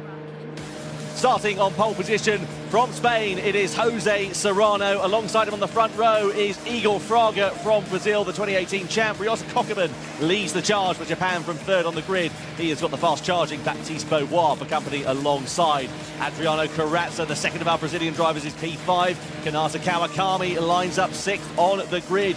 Kylian Drumont, the second of the Frenchmen, is seventh. And then next up, it is Angel Inestrosa from Chile. Inside the top 10, Matt McEwen, the Kiwi, what can he do? With Valerio Gallo, the 2021 reigning champ alongside him. Tomoaki Yamanaka on the final row of the grid, with Lucas Binelli bookending the field here at Trial Mountain. Our first look at the tyre strategies here, Jimmy, and no soft tyres. No, not yet. People, I think, opting to try and go and get the slower tyres out the way first. A rolling start down here. Also a note that will affect strategy, as the pit lane will only be open until the last 5 laps of the race. So all stops have to be made by then, which does mean that we should get a nice run to the finish for the last few laps. Certainly will. So the drivers then getting the heat into the tyres as we get ready to get racing action then underway here for the grand final of the Nations Cup. It is a rolling start here for our drivers in the Red Bull X2019s. Tension then is in the air. Jose Serrano will lead the field around the final corner. The grand final for the Nations Cup in the 2022 Gran Turismo World Series Showdown is just moments away from getting underway. Who is going to claim the checkered flag in 30 laps time? We're about to find out as Nations Cup action is underway here at Trial Mountain. Down towards the first corner we go. It's Serrano from Igor Fraga from Kokeman, from Baptiste Beauvoir, who's on the hard compound of tyres. Through into the left-hander we go and over the rise. Serrano blitzing the field as we come through, and Adriano Carrazza has already picked up a penalty in the first couple of corners. That'll be for track limits, so the Brazilian driver off to a shaky start here as they come through the mountain for the first time. So it is Serrano leading from the front, 0.3 of a second ahead of Igor Fraga, but you know that Fraga is going to try and challenge as they come through the slipstream. He's wide there, is Serrano as well. That's allowing Fraga to close right up onto the back of the Spanish driver as we come onto the long back straight for the first time. He sits in the slipstream here, does Igor Fraga, and you know he is going to be able to pounce as he comes towards the inside and challenges for the race lead. Fraga is in front as we come into the braking zone. In the background as well, moves being made. I think Kokeman having a look at Carrazza, but Carrazza in third place for now with that 0.5 second penalty. So dream start there for Igor Fraga, already getting rid of Jose Serrano, and now he's got to try and get his head down, eyes forward, and make as big a gap as possible. Of course, all 5 drivers in the top 5 on that medium compounder tyre, so it's a level playing field with Carrazza. Actually a strong start if you discount his penalty. It's a shame that he's got that 0.5 second penalty to serve so early on in the race. It's really going to cost him. Interestingly, Yamanaka already coming into the pit lane there to go onto that soft compounder tyre. Well, we saw the race strategy before the start of this one. We weren't expecting it to be quite so soon from the medium to the soft compounder tyre there for Tomoaki Yamanaka, but he wants to get off of those as soon as possible and run an alternate strategy then here in this race. Will it prove to be one that pays off? They must use each tyre compound at least once in this race, but there's nothing to say they don't have to use it again if they want to, so I wonder whether he's doing something a bit left field here. Just to remind you, of course, they can only use the pits up until lap 25. Fraga 100% on it there. You saw out the tunnel just sideways trying to put the power down in that Red Bull X 2019. Great onboard shots here from Jose Serrano. Of course, ditto last lap. It was Serrano in front of Fraga, and now he's finding himself behind Fraga. Let's have a look at the slipstream effect. Will he be close enough? I don't think he will. The difference is last lap, Fraga had a great run out of the left-hander. Serrano hasn't, but we're seeing that even from half a second back, you get about 2/10 worth of slipstream there. So that's good information for these guys. They'll be thinking about that as the race goes on. Carrazza now, by the way, has served his penalty. He's down to 4th position with Kylian Drumont, the first of the hard runners, in 5th position. A good start there for the Frenchman. Yeah, he's involved in the battle here with Kanata Kawakami as we pick it up. Kanata Kawakami there on the medium tyres. This is not what he needs in this first phase of the race. The medium tyres, of course, are quicker in terms of their overall pace compared to the hard compound. What you don't want to be doing is squabbling with somebody who's on an alternate strategy to you. Somebody else coming to the pit, and I think that was Inestrosa, it was, so he comes from the hard tyres. Where's he going to go? He goes mediums at the end of lap 2. I felt bad. I forgot Ennis Groves was in the race earlier. He is here, and he is definitely a competitor. Also going for a slightly different strategy. Great to see that. So, race replay here. Here's Kawakami. We're on board coming through the first sector. And that's a penalty there for Karatza. Just going over the track limits on the inside there. Really easy to do. We saw Igor Fraga do that yesterday in the Manufacturers' Cup Series set, and sending it out the outside inside of Baptiste Beauvoir. That's a bit rude, I think, from Kawakami. The stewards seem to think that's fine, though. So Kawakami now ahead of Beauvoir, and now stuck in a French sandwich. He's got Kylian Drumont in front of him, Beauvoir behind him. Yeah, absolutely. He's a bit of Dijon mustard at the moment is Kanata Kawakami as he sits onto the back of Kylian Drumont then, so through the left-hander we go, onto this long back straight. He, of course, has got the advantage of the slipstream, gets a nice exit out of there.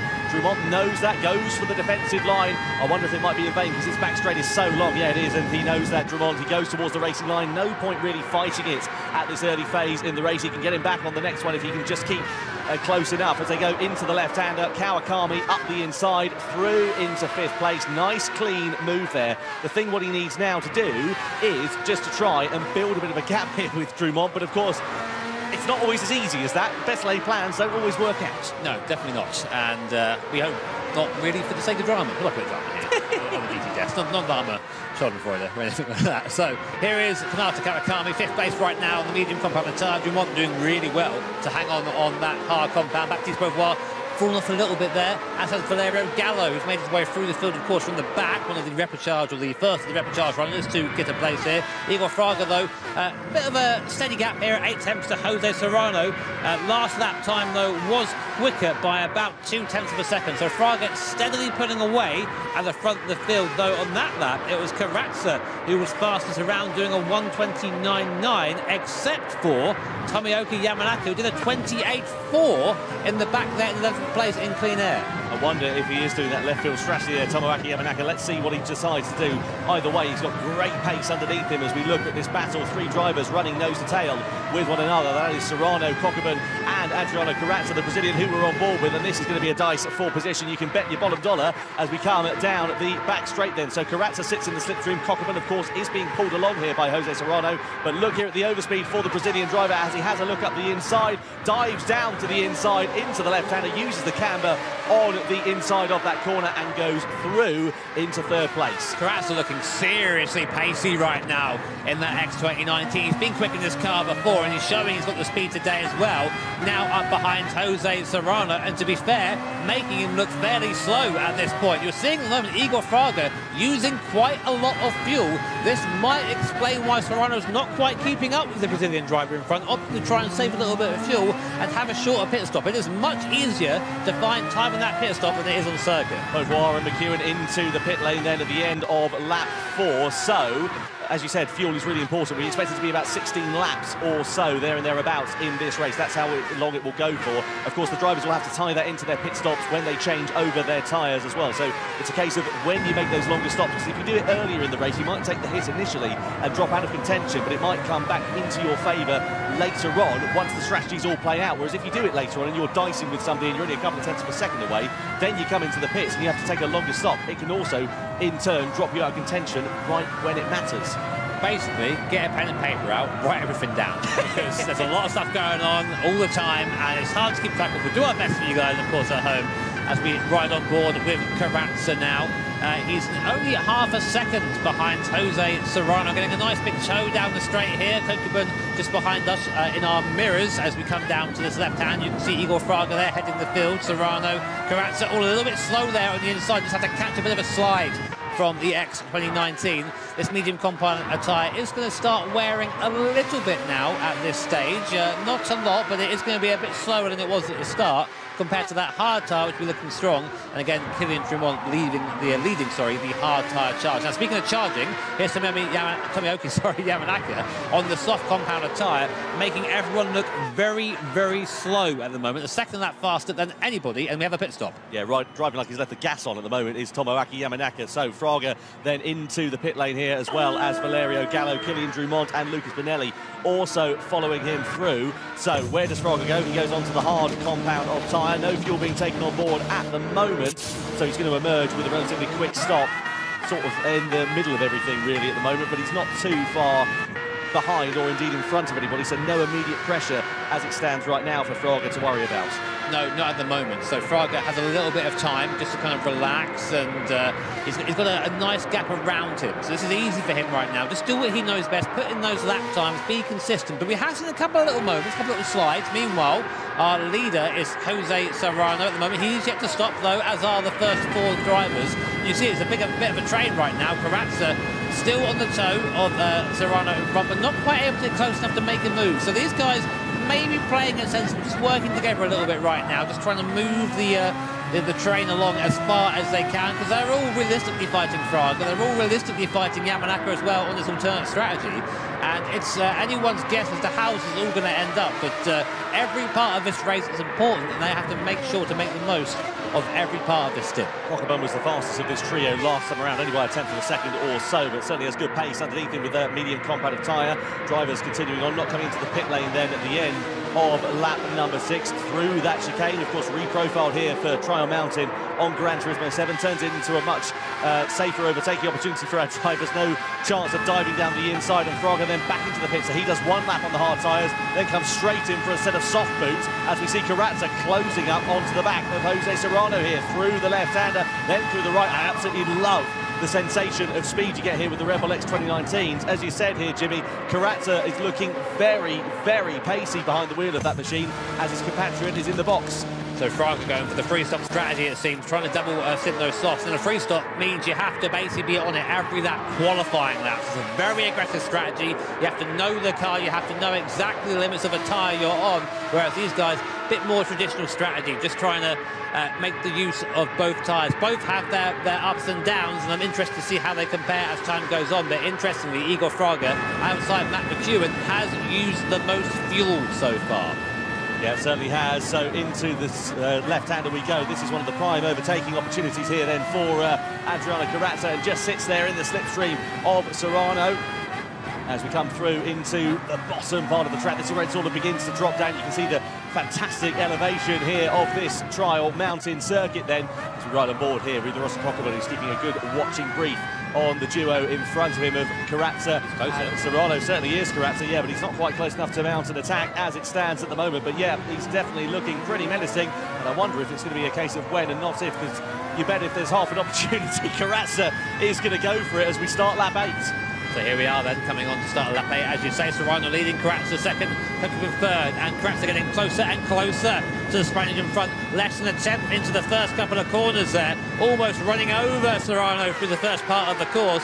Where will he pounce? It has to be soon, I think, because the pace he's got at the moment, he's about 2-3 tenths quicker than Serrano, but because he's stuck to the back of him now, his lap times come up a little bit, up to a 1:30.5, where he could be doing 30.2s, and those 3 tenths of a second are everything in a race that is going to be this tight. So we come on to the back straight now. A little bit of dirty air stopping Carrazza from sticking to the back of Serrano, but he's very close. This might be it now. Coming down the straight. Next corner's the left-hander. Will Serrano defend it? He's staying on the racing line for now. Carrazza goes to the inside. Serrano does not defend. Carrazza up into the lead here of the Nations Cup Grand Final. Now, is he going to be able to try and build a gap to Serrano and Cockburn then?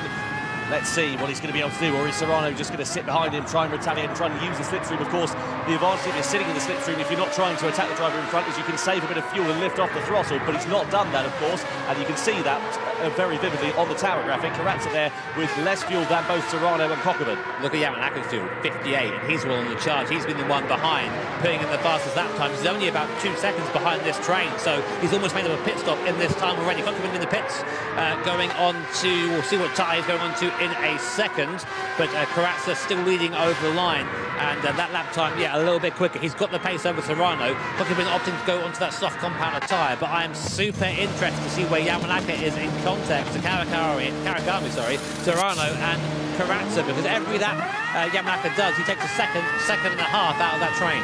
It's going to be pretty close here, isn't it, I reckon, between these guys once it all plays out. So out of the pit lane comes Cockburn. There is Kilian Drumont. So Yamanaka is up the road and is ahead. Oh, look at this. Look at that closing speed. I wonder whether Yamanaka, Cockburn, sorry, I should say, made a mistake there. Either way, it has allowed an opportunity here for the Frenchman to pull alongside as they go through into the right-hander. They run side by side and wheels to wheel through there. Cockburn muscles his way back past Kilian Drumont. So Very aggressive stuff, and whether Cockman just lit up the rear tyres, I'm not quite sure, but either way, this is an interesting scrap, and now, of course, Gran has got the advantage of the hole being pushed in front of him. He looks up to the big screen to see what's happening in the race around him, and is he going to be able to mount an attack here on Cockman as they come through the second phase of this packed race? He's not very close enough into the left-hander for now, but certainly this is going to get pretty spicy. And those tyres were just cold. He came in the pit lane, pushed too hard, had a bit of a slide. Did manage to gather it up as we saw, and he needs to and look, there is Yamanaka. He's now onto the back of Kawakami. The pace difference is massive, and without a second thought, lunges up the inside of his fellow countryman up into third position, and now is only 2.5 seconds off the lead. Karatza, he's nearly made up a pit stop on these guys on that soft tyre. Well, I wonder whether he's doing a left field strategy coming to the pits at the end of lap 1, and he's certainly proving that it's working very beneficially for him at the moment. The crucial question, though, is what's it going to be like for fuel? Because if he has to take more fuel on board with the field as closely knit as it is right now, it could prove to be a little bit more costly for him. Bear in mind, Yamanaka started second to last. He's now up in third on pace. This strategy is definitely working. Here is what happened with Drummond and Fulkerman. We're going to the left-hander here. Oh, Drummond just goes to the back of him, and it's a little bit of a nibble. I think maybe caught off by the speed differential. Nothing intentional there, I don't think. What about this right hand? Anything malicious here? I don't think so. No, I think that's just racing. That's Coachman's corner there. It's hard racing, but it's fair racing. It certainly is, and you can see there no further action for the stewards between Drummond and Cockman. Sensible decision there. Meanwhile, keep an eye out for Igor Fraga, because although he's not featuring at the front of this race for now, he is down on the soft compound of tyre, and he has got good pace underneath him here. He's done 2 stops as well, so he's got rid of that medium, got rid of the hard tyre, so basically he's going to go on the soft tyre all the way to the end, whereas Yamanaka does owe another compound of tyre, so at this stage it might look bad for Fraga, but we're only 10 laps into the start of that race, and a lot of strategy and driving still to come. Karatza, our leader, coming into the pit lane. So Karatza comes in, then he will box, goes from the mediums to the whole compound of tyre. Run if he'll do what everybody else is trying to, and run it for that minimum 1 lap time.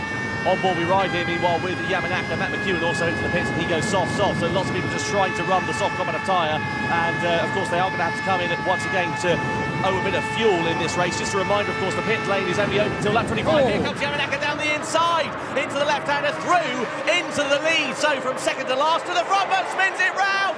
Yamanaka's binned it on lap 11, out of the race lead. We were talking about pressure before the start of this one, and Yamanaka has cost himself very, very dearly indeed. We saw those rear tyres on the tyre graphic. They were worn. He tried to apply the power, and the grip just was not there. Round he went. All that work seemingly undone. Luckily, he didn't lose too much time. I think lost about 2 seconds there from a spin, which is very impressive to lose that little time, but still, that might be the difference.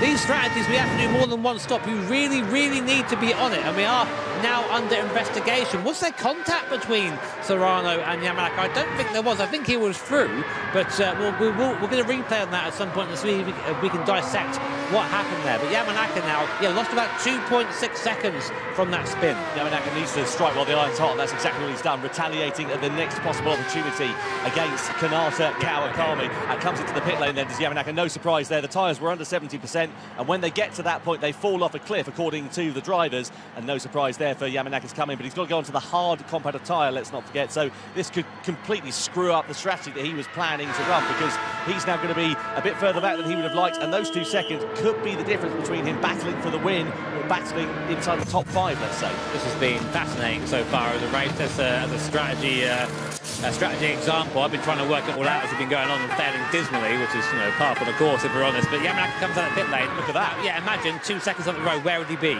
He'd be ahead of this train. Yeah, that is so costly there for Tomoaki Yamanaka. Meanwhile, here is Igor Fraga, who's been on the soft tyre. I said he had good pace underneath him. He's got Valerio Gallo breathing down his neck at the moment, but right in front of him is Baptiste Beauvoir and Adriano Karatza. This, of course, is effectively for the podium positions as it stands right now. And you can see, though they are a little bit out of position in this race, Igor Fraga's right over the back and now up the inside of Baptiste Beauvoir as he goes through. So this is getting really spicy. Karatza's out wide. And the contact here is all kicking off. Karatza gets pushed down right to the bottom of this one as he spins out of this. So we'll have to dissect what happened there, but we're still side by side here with Beauvoir versus Valerio Gallo. It's French versus Italy down into the chicane, down into the hairpin, I should say, and it's Gallo who manages to hold firm for the time being. That is huge for this race. Adriano Corazza there spinning on the entry to the back straight. We didn't quite see what happened. It looked like he went wide there. Igor Fraga took advantage of the situation. I think he must have bounced off the wall and then collected someone and then got spun. That's my best guess from what I saw there. But that's an absolute disaster for Corazza. He had such a good start. It was looking so fast in that. And that would be disappointing, or very disappointing, for Adriano Corazza. Well, still the hot tyre is lava then here for these drivers in the Nations Cup Grand Final. Yamanaka comes in after one lap on the hard tyres onto the soft. As we saw, he emerged right behind a train of cars, which has proven to be very costly because, of course, he's going to have to make his way through. Now, I wonder when he's going to try and take fuel. I think it might be a bit too early at this stage. He is going to go then on to the soft competent tyre, get himself back out and try and recover something. He is going to take fuel on board then. So, as ever, I was completely wrong. Where's he going to go for this one? He had 37 litres, goes up to 55 litres then of fuel. So that should see him through to the end of this race. I don't know. I'm not sure if it will. We'll see. It might do. We still have more than half the race to run. Maybe he's opting to run light. I mean, he's doing a fair few tyre swaps now. Here, I think we're going to have a fun. Yeah, have a look now what happened to Corazza from the onboard of Valero Galaxy. Fraga's inside the Beauvoir. Oh, there's contact, I think, between him and Corazza. And then, oh, he just gets onto the grass and the slippery stuff and spins around. So that is interesting. Will we see any stewards' action from that? Because it looked like the contact from Fraga may have caused that incident. Yeah, there was a bit of hook and shoulder there from Igor Fraga, wasn't there, as he found his way up the inside, and you can see no further action, though, has been taken between Beauvoir and Fraga there for colliding with another car, and that will be a little bit disappointing there, unfortunately, for Adriano Corazza. He's not going to recover his race, but it has meant that he is now down in 11th position, and you're absolutely spot on, by the way, Jimmy, about the fuel there. Adriano Corazza, of course, has... Yamanaka, I should say, has come in last time around. He won't have enough fuel, I think, to make it to the end of this one. So I think you're right. He is going to run light in this race and just try to have as much pace as he possibly can. We saw just a moment ago ticker tape coming up. So Fraga versus Corazza under investigation. So Beauvoir versus Fraga, no further action on that. But Corazza versus Fraga, I think the stewards are going to have to be getting their pen and paper out and trying to work out what's what here. That could have huge implications for this race. Of course, Corazza now pretty much out of it. Serrano is having to push hard at this point. He's yet to pit on that medium compounder tyre. He's gone very, very long and is still staying out. I wonder if this is a strategy to be on. I don't know much about Serrano's strategic prowess at this point. I'm not sure if he's good or not, is what I'm saying, on the strategy. I know he can deliver on the circuit, but the thing that makes a truly great sim racer is the ability to be great on circuit and be great at doing all the stuff around that. The tyre strategy, the fuel, where you're placing your race car, racecraft. That really is the complete package. Let's see if Serrano has it. Cockburn, though, he is slicing that gap down. He's on the soft compound tyre. Last time around, he was 1.5 seconds faster than Serrano in front of him. Of course, Serrano on that medium tyre, they're very much worn now and very much past their best. But Cockburn certainly closing up as Beauvoir comes into the pits then at the end of lap 14. The gap between the top two down to 0.6 of a second. Another investigation. Getting rowdy out there in our Nations Cup Grand Final here at Salzburg. Hangar 7, great to be back here at the live event. Hope you guys are enjoying the viewing at home. Want to get involved, then let us know. Hashtag GT7 on Twitter. Let us know your favourite moments so far, or just what you think of Tom's haircut. It's not great, is it? No, it's a good point there. Fair enough. Anyway, let's head over to a man who knows a thing or two about dealing with strategy and pressure in these environments. 2019 Nations Cup champ Mick Hazals with Julia. Yeah, hi, Mick. So obviously, now that we've kind of got a rough idea what everyone's strategy is, about just about halfway through the race, who's looking good? Whose strategy is looking solid, do you think? To be really honest, I have no idea, because the strategy has been so chaotic that it's really hard to have a good overlook on it.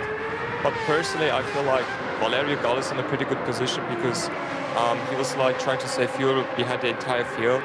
And him, along with Serrano, they have like the highest amount of fuel left on their car. Yeah. So that means they need to refuel less compared to the other drivers. Oh, drama, sorry to cut in front of me there, Mick. Actually, we've given a 2-second penalty here for Igor Fraga following that collision with Adriano Corazza. Meanwhile, we had a change of race lead. Cockburn now leads as Serrano comes into the pit lane, as well as Kylian Drumont. So Fraga's race could be coming undone here. Yeah, they're starting to run low on fuel as the field. They're all around 20%. with the exception of Yamanaka, who took a bit of fuel on earlier on to try and go fast on this middle stint. And that is really going to affect things. It's a fairly slow fueling time here in this car. It does take a little bit of time to get that fuel into the car. So the more fuel you need to get to the end, the longer you're going to sit stationary in that pit lane. Those who have managed that the best are going to be quickest when it comes to that stage of the race. So Kokeman leading from Fraga, Gallo third, Benelli fourth, and Inestrosa in fifth. We're on board with sixth place, Jose Serrano. Fraga has now served that 2-second penalty. You can see the gap between himself and Kokeman is up to 11 seconds. You don't also lose the time that you take with the penalty, not just 2 seconds, you lose the time from slowing down here as well. And you can see Serrano now closing right up on Angel Inestrosa, or at least trying to. He's on the hard competitive tyre, whereas Inestrosa is on the mediums, but Serrano looking pretty comfortable out there. It has to be said, at the moment there are fresh hard tyres for Serrano after coming into the pit lane, so he's going to have relatively good grip underneath him compared to the worn compound of mediums that Inestrosa is going to be running at the moment. I will say that Fraga's done a good job of keeping his tyres alive, though. We tend to see the rear tyres go off before the fronts, and they're fairly equal for Igor in his X-Wing. I say, oh, there goes Matt McEwen. Hello, mate. Where'd you come from? Matt McEwen just jumping by Jose Serrano on that soft compounder tyre. And that surprised me. I think it surprised Jose Serrano as well. Yeah, certainly did catch him unawares, didn't he, Matt McEwen? I tell you what, he's been a bit of a star here for New Zealand. The Kiwi has been really impressive out there on track, making it through, and now he's right on the back bumper of Valerio Gallo, and he's going to dive it down the inside through into fifth place. Lovely stuff here from Matt McEwen. Nice, clean overtaking, doing it for the Kiwis here as he comes in, as drivers come into the pit lane. Valerio Gallo, Inestrosa, Jose Serrano, all into the box, onto the soft tyres. Fuel's going to have to come in here as well here for these guys. I think that was out of fear of the Kiwi juggernaut that is Matt McEwen. Get into the pit straight away. But yeah, as you say, look at Inestrosa's fuel compared to Serrano. We knew he was saving. We saw that at the front of the race. Gallo as well, a little bit less, or more, a lot more fuel, I should say, than Inestrosa. So they're both going to have shorter stops than the Chilean driver. Are they going to fuel to the end? Let's have a look at the fuel going in. You can see it on the right-hand side of your screen. That is enough fuel to end this race, and it's very easy to over-fuel in this scenario and be in the pits for too long. Well, don't forget, of course, the pit lane is only open until lap 25. They can't come in after that. Lap 18 we are on, so we're getting towards the business end now of this race as Serrano emerges from the pit lane, and look at that. Oh, that's the dream, isn't it, when you come out of the pit box? You get a nice bit of clear air in front of you. Meanwhile, dream turns to nightmare for Benelli. 1 second penalty for a collision. Mate, it's been rowdy. Stewards won't know what to do with themselves, will they? I'm just glad they're doing some work finally. They laze about all day, so it's good to see them. There they are. They're back in their little cave at the back. They like it in the dark. Don't go in there for light. They get a bit frustrated. Did you see them with sunglasses earlier on in the regionals, actually? So interesting, another investigation between Gallo and Benelli driving dangerously post-incident. What is going on out there, guys? Calm down. You can fight each other afterwards. Oh, Fraga in the pit. Look how little fuel he has. 6 litres of fuel, so he's really been pushing. He was putting everything on that strategy, wasn't he? Look at Matt McEwen, 1 litre left. I'll tell you what, we knew he was pushing. That's time to perfection, though. Any more, he'd have been coasting back to the pits. Could have been going out on very low fuel, so you know he's just going out using his tyre and coming straight back in again. Igor Fraga, though, he's going to put in a bit more fuel, I imagine, before leaving the pit lane. The fuel going in to the Brazilian's car as we speak. And Kokeman now leading the field, I'd say comfortably. He does... will he stop again? I don't think he will. I think no, he will stop again, sorry. I forgot he put no fuel in. So he's going to come in probably this lap, go onto the soft tyre, and it's going to be a sprint to the end. He's got a really good chance of winning this one as Kokeman. I'm really excited to see how this is all going to play out. No further action there for Valerio Gallo for driving dangerously post-incident. But Lucas Benelli, I should say, who is just behind him, is of course coming out of the pit lane and still is yet to serve that penalty. On board we are here with Baptiste Beauvoir, Tomoaki Yamanaka just up the road in front of him. These two drivers both on the soft compound of tyre. Beauvoir, you know that if an opportunity presents itself, he is going to go for it against Yamanaka. He's in the slipstream here, but again, not quite close enough to send one up the inside at the moment into that hairpin bend of the left-hander, but certainly looking a bit faster, and a bit of a wiggle of the hips there for Yamanaka. It's going to allow Beauvoir, the Frenchman, to close up here as they come in towards the final sector over the rise and down the hill. It is Japan versus Italy then here for third place in this race. Oh, France, I should say, I beg your pardon, as Cockburn into the pits then with 9 litres of fuel left onto the soft tyres. That's his last pit stop then, surely, in this race. It's now all hotting up. I actually cannot call this race from here. There are so many strategies in play, and they're all starting to converge now. We're all starting to get to that point where it gets fun and spicy and confusing for us here in the commentary booth. Kokubun in there will be fuel going in that car, so it's going to be a fairly long stop here for the Japanese driver. We'll see where it comes out, of course. This will be a set of tyres to the end, so he's got to take care of those tyres as well.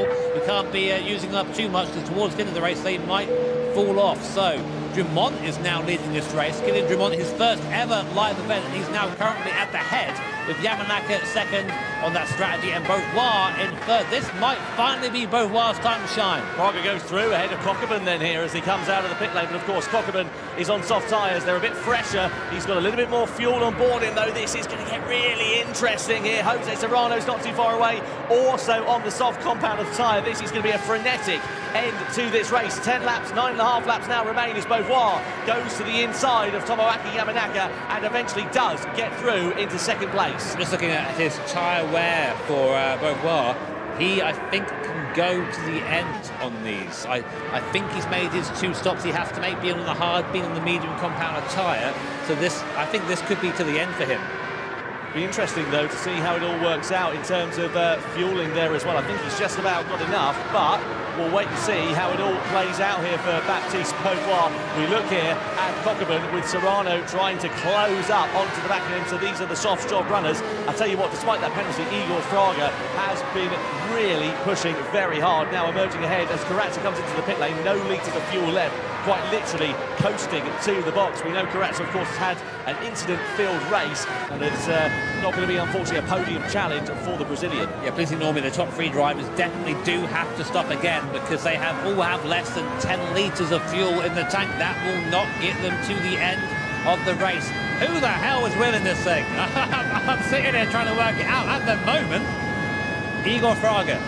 He is looking fast. He's got no more stops to make in that soft compound tyre. He is fueled to the end, but he is 20 seconds behind Yamanaka, and more importantly, nearly 28 seconds behind Drummond and Baptiste Beauvoir. So the question is that fuel going in the car for the top 3 going to be enough for Fraga to catch back up again? Well, we always love these races because they come to a very exciting crescendo, and you can see now as we come into the last third of this race, it is beginning to hot up. You see the competitors watching on then down here in the hangar as we ride on board here with Jose Serrano closing up onto the back. There is the fuel usage, as Jimmy said. So Drummond, Beauvoir, Yamanaka, they're all going to have to come in again to put some fuel in their car. Otherwise, they're going to be coasting around and need a push to get to the checkered flag. So it will release Fraga into the front of this race. No surprise to see these drivers going on to the soft compound of tyre. They want to be on the quickest compound right before the end. And the crucial question is, have they built up enough of a gap to be involved in this battle for the lead as we come to the conclusion of this race? Another set of soft tyres going on for Yamanaka. He's going to fuel it up as well, so a charge to the end for Tomoaki Yamanaka. The same for many of the drivers here as well. Here's Rich Kokubun. He's made his last stop now, so he's going to the end on the soft compound of tyres. Him versus Fraga on circuit, only 8 attempts between them.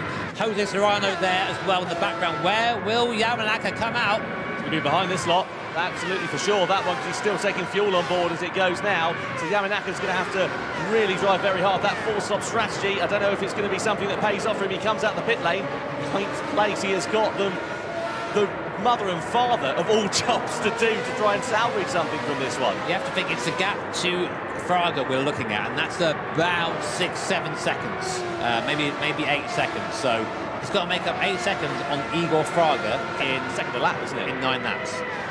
Second a lap there for Tomoaki Yamanaka. He is going to really have to put pedal to the metal, but you can guarantee that this man here, who is in the default race lead, because Drummond and Beauvoir owe a pit stop, and indeed they do come in now, or Drummond does at least. I think Baptiste Beauvoir will not be long behind him. This will be really close, because bear in mind that gap between the Fraga and Yamanaka is about 8-7 seconds. Drummond was about 8-7 seconds ahead and he'll be putting in a little bit less fuel, I think, than Yamanaka, because he's got less time to the flag. Beauvoir as well. So this is going to be really tight on pit exit. Who's going to be leading from this race? As I said, Igor Fraga charges down the hill with Ryota Kokuma behind him, coming up to the hairpin. Hosen Serrano there in contention as well. Drumont and Beauvoir sitting in the pits. It was like an age for them as that fuel goes in to that X2019. Drumont has finished fueling. Where did he come out the pit lane? Here comes Igor Fraga. Let's have a look. Fraga comes by, and Drumont is out with ahead of Fraga.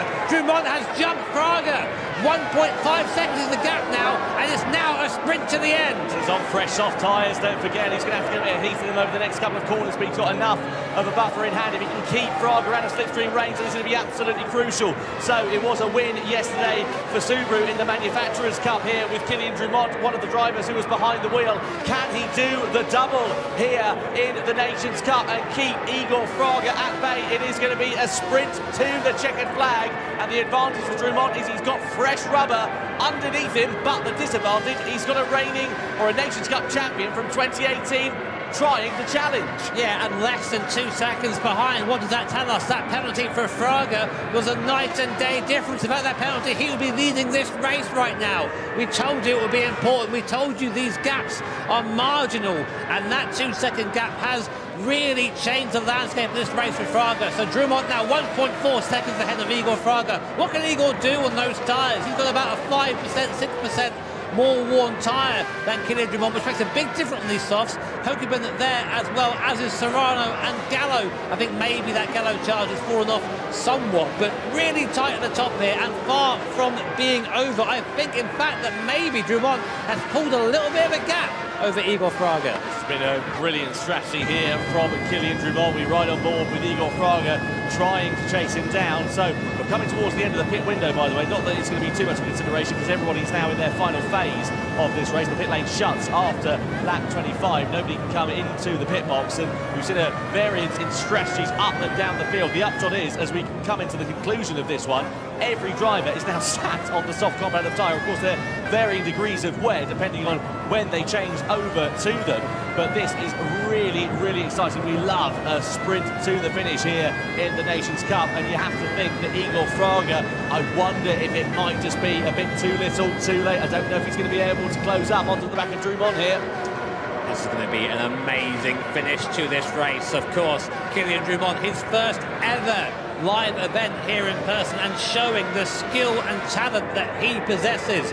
He was winner yesterday as part of Team Subaru in the Manufacturers' Cup, currently leading the Nations Cup Grand Final from one of the greatest Gran Turismo drivers of all time, Igor Fraga, and Ryota Kokuma behind as well, soaking up the pressure of being here at this live event, and all that stands between him now and a win here today at Salzburg is 5 laps of the Trial Mountain Circuit. So Beauvoir gets a warning for colliding with another car. Contrasting fortunes here for the Frenchman, and you can see there as they come across the timing line between Igor Fraga and Kylian Drumont. Fraga a tenth of a second slower last time around. That gap just incrementally increasing. So good news there for him. Somebody who is making ground a bit further down the order is Tomoaki Yamanaka. It may not seem that significant down in 7th place, but of course there are points to be awarded here that the drivers will carry into World Series 2, World Series 3 and the World Finals in November in Monaco there as well. I tell you what though, look at this as we see Yamanaka is getting really close to the mid-pack here. Innestrosa, Beauvoir, all involved in this nose-to-tail action. Yamanaka has just side through all of them up into 6th place now, and now in hot pursuit of Valerio Gallo. So Yamanaka, although maybe not in it for a win, has a very fast car underneath him right now and is pushing hard to try and get onto the back of the top 5. It's about a 4-second gap, so he's got to really push from now, but if anyone can do it, it is Yamanaka. Meanwhile, at the head of the field, the gap between Drumont and Fraga is coming down slightly. Fraga is starting to pull back into the back of Kylian Drumont. I think now that the shine's gone off those soft tyres, maybe he's starting to struggle for pace compared to Igor. Saw Killian flirting with the edge of danger on this lap as well, so I wonder whether a couple of mistakes are starting to creep in. Of course, this isn't a position we're used to seeing here for Killian on this world stage in the World Series Showdown. Someone who is used to that pressure is Igor Fraga. He soaks it up like an absolute sponge. Yamanaka's dropping down the order, so I wonder what's happened there to him. He's down to 9th place. Beauvoir as well, also dropping a position, so I wonder whether there was a bit of a contact between Nostroza and Baptiste and Yamanaka here. So last lap on those worn tyres, look at those rear tyres for Igor Fraga. He's got to look after those, or it's going to be sad for him at the end of the race, but he was a tenth faster than Killian Drummond on that last lap on that worn set of tyres. Igor Fraga has found an extra gear here. Those worn tyres don't seem to be slowing him down, but we saw what happened to Yamanaka before when he tried to push tyres too far. He spun coming out of the tunnel, but you see Igor Fraga, look how hard he's trying, pushing the car between the edges of the circuit. Any more than that, he'd end up in the wall. Brilliant driving here from Igor Fraga, really trying to put pedal to the metal. The crucial thing is he's now within a second, so if he can keep that gap in a constant, when he comes down this back straight, he will be within slipstream range next time around. And if he can do that, if he can get hooks on to the back of Killian Drummond, that is going to be the opportunity that he is going to need in order to be able to try and mount a challenge on the back of the Frenchman. So this is getting really exciting in the closing stages of the race. Don't forget, of course, you can vote for your Michelin driver of the day on social media. Get in touch and let us know who you think the driver is that has performed admirably out of everybody else on the field. We'll announce it on social media after the conclusion of this one, but right now the action is between the top two. That gap now down to just about a second as they come across the timing line to start lap 27. That's right, and that there was nearly half a second faster for Igor Fraga on that last lap. Look at those rear tyres though, he is burning through them. This is going to be a race against time and tyre for Igor Fraga. Look at the speed he's carrying there onto the back of Drummond. Drummond now really starting to feel the pressure, I think, in these last few laps. It's his first time at this event. He wasn't looking quite as chilled out in the camera we had just then, looking like he's starting to feel the presence of Igor Fraga. He has a commanding presence on circuit, does the 2018 champion, and he is flexing it right now, and he gets into the slipstream of Drummond in front. 8 tenths now the gap. This is getting really exciting. Drummond knows that. He's going to have to go defensive here, so as we come down the back straight, I don't know if Fraga's going to be close enough to set one up the inside, but maybe he's going to try and rehearse it for the last couple of laps. You can hear the crowd here. They're getting really excited for this one as we come to the crescendo of this race. It is all pressure and all eyes on Killian Drummond and Igor Fraga for the battle for the win. And look at how close that gap is as we come down into the final sector. It is half a second between the top two. A slide there for Drummond as well. That's going to cost him a little bit of time here as we come into the last couple of corners. I've never seen Igor look so determined. Look at the fuel. Look at the fuel. Igor Fraga is burning through his fuel as well. Drummond's got a little bit in his car. And look now, Igor's starting to struggle. Those tyres starting to come back to bite him. I don't think he's got much more in the tank, both figuratively and literally at this point. Those tyres starting to fall off. Though on that last lap, still with that slide, he was 3 tenths of a second faster than Drummond. This will be the lap. This is going to be it then. So here comes Fraga onto the back of Drummond. Is he going to try and send it down the inside into the hairpin? No, he can't find his way through there. He's going to be patient here as Igor Fraga. He's going to try and set it up for a good exit onto the back straight. So Drummond then on the defensive. You know he's going to have to try, but will it be in vain with Igor Fraga bearing down on him? It's not going to be quite close enough into this left-hander, but as they come onto the back straight, he's in that slipstream range, but Drummond has just been able to extend that advantage to 9 tenths of a second. I think his tyres are gone.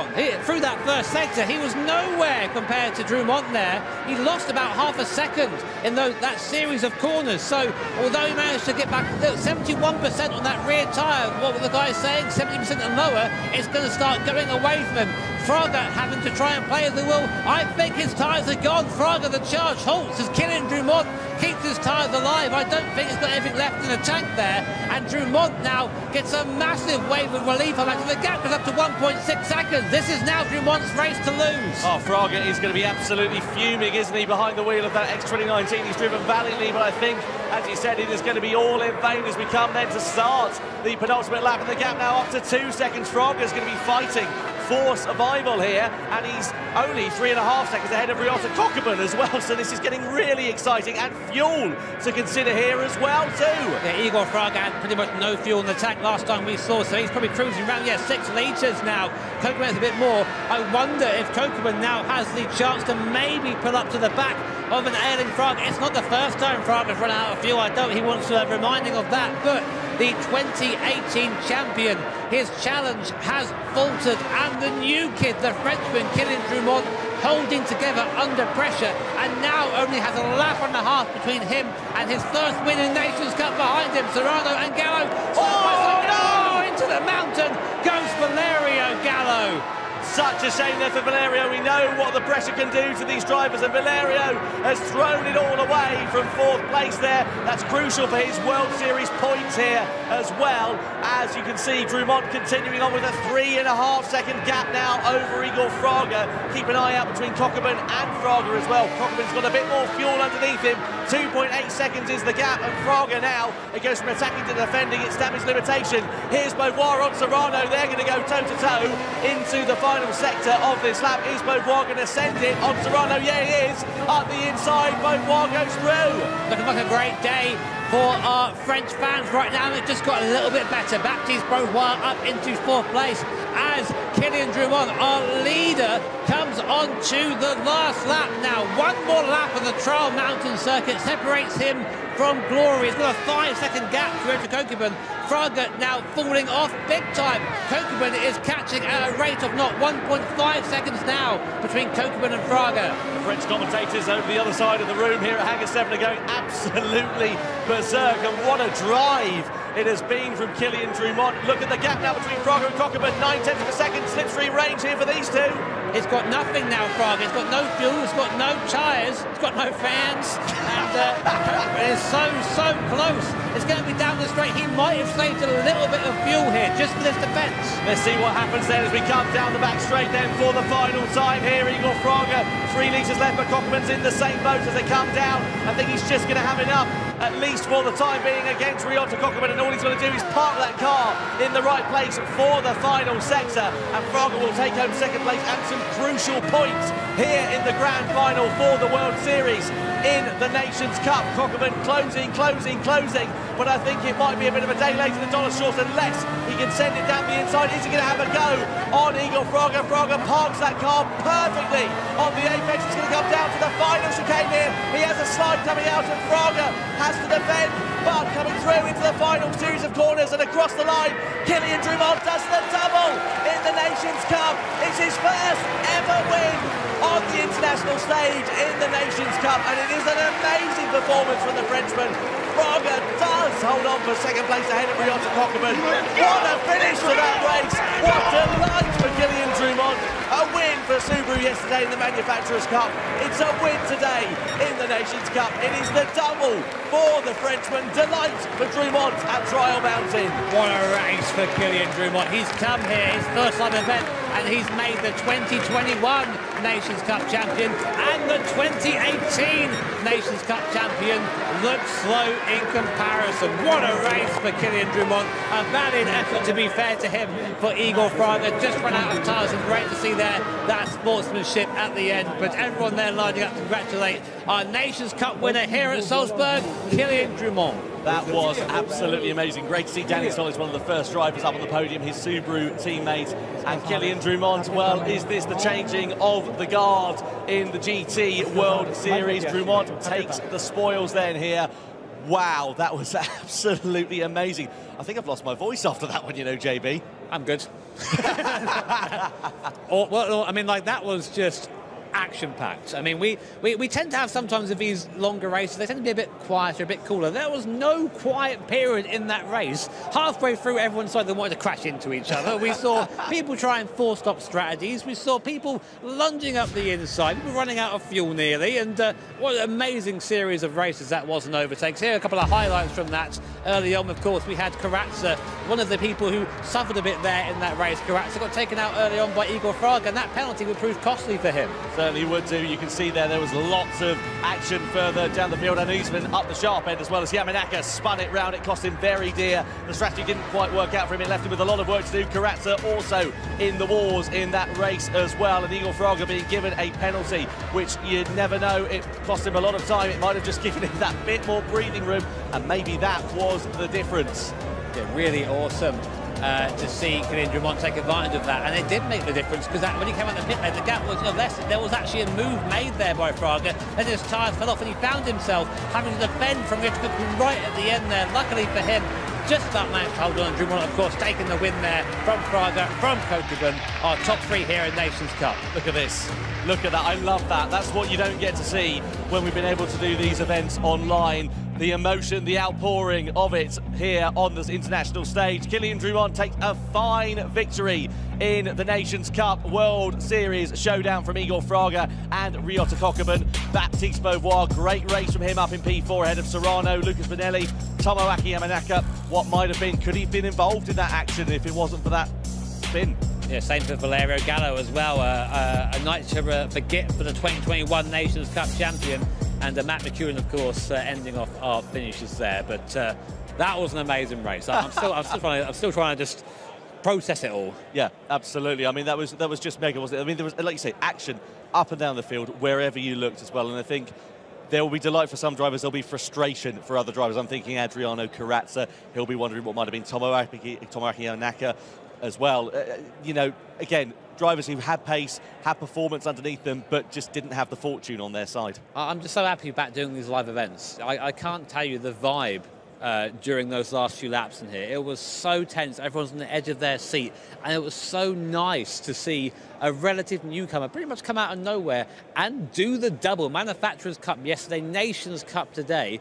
There's really been no stopping Kylian Drummond this weekend, has there? He's been on fire. Exactly, and if he can continue riding that crest of a wave into World Series 2, World Series 3, and even the Grand Finals as well, who knows, we may have a possible new champion-elect on our hands here. I'm trying to think what a move of the race would be. I think the race-defining moment was probably when Fraga got that penalty, because it made him push harder. He ran out of fuel, he used his tyre, and we saw when he came out the pit lane, or when Drummond came out the pit lane, he was only a second and a half in front of Fraga, so that would have been reversed by 0.5, and Fraga would have had the lead. So it just goes to show at this level, it only takes one mistake. Absolutely. Well, Kylian Drummond is the winner of the Nations Cup World Series Showdown here. He is over talking to Julia. Let's get his thoughts after doing the double in Salzburg. Yes, so I'm joined by man of the day, of the weekend, of the year, Kylian Drummond. Wow. So, just a little bit like normally when I watch a race, like I like make some notes. There's like 5 pages of notes from that one race. How do you feel? You have no sweat. There's not one drop of sweat on him. That's amazing. You're so relaxed. Yeah, I'm chilled, yeah. Chill. Yeah? A bit. Yeah? But, you know. Yeah? Yeah. A little bit? But, yeah. But you can still drive, so that's okay? Yeah, yeah. I'm very, I don't have that. So maybe we can talk a little bit. Did you plan your strategy beforehand? Because this was some crazy strategy. Yeah. We had no idea what was going on. Yeah, I did the best strategy for the race, like 5 laps on hard, and go on the mediums. Yeah. And save a little bit the fuel, but not too much, because I want to be a good pace. Yeah. Sorry. Is that good? Is that good? And for the last stint, two pace on the soft tires, and of the pit, I need to refuel a little bit. So on the track, I push to the limit. Yeah. And I mean, I would have thought, in my mind, you know, having competed a lot, you know, like at home or raced a lot at home, you know, coming here on this stage would be difficult or stressful. But apparently, it's totally fine. Yeah. Like, whatever, you know. Right? Yeah. I take the race for chill. So chill. I follow my strategy and my pace. I try to get a better pace, and that's it. Okay, so I think some of the guys at home would probably, what viewers at home would love to know, How intense was it having Igor Fraga like nipping at your feet? I was stressed for you.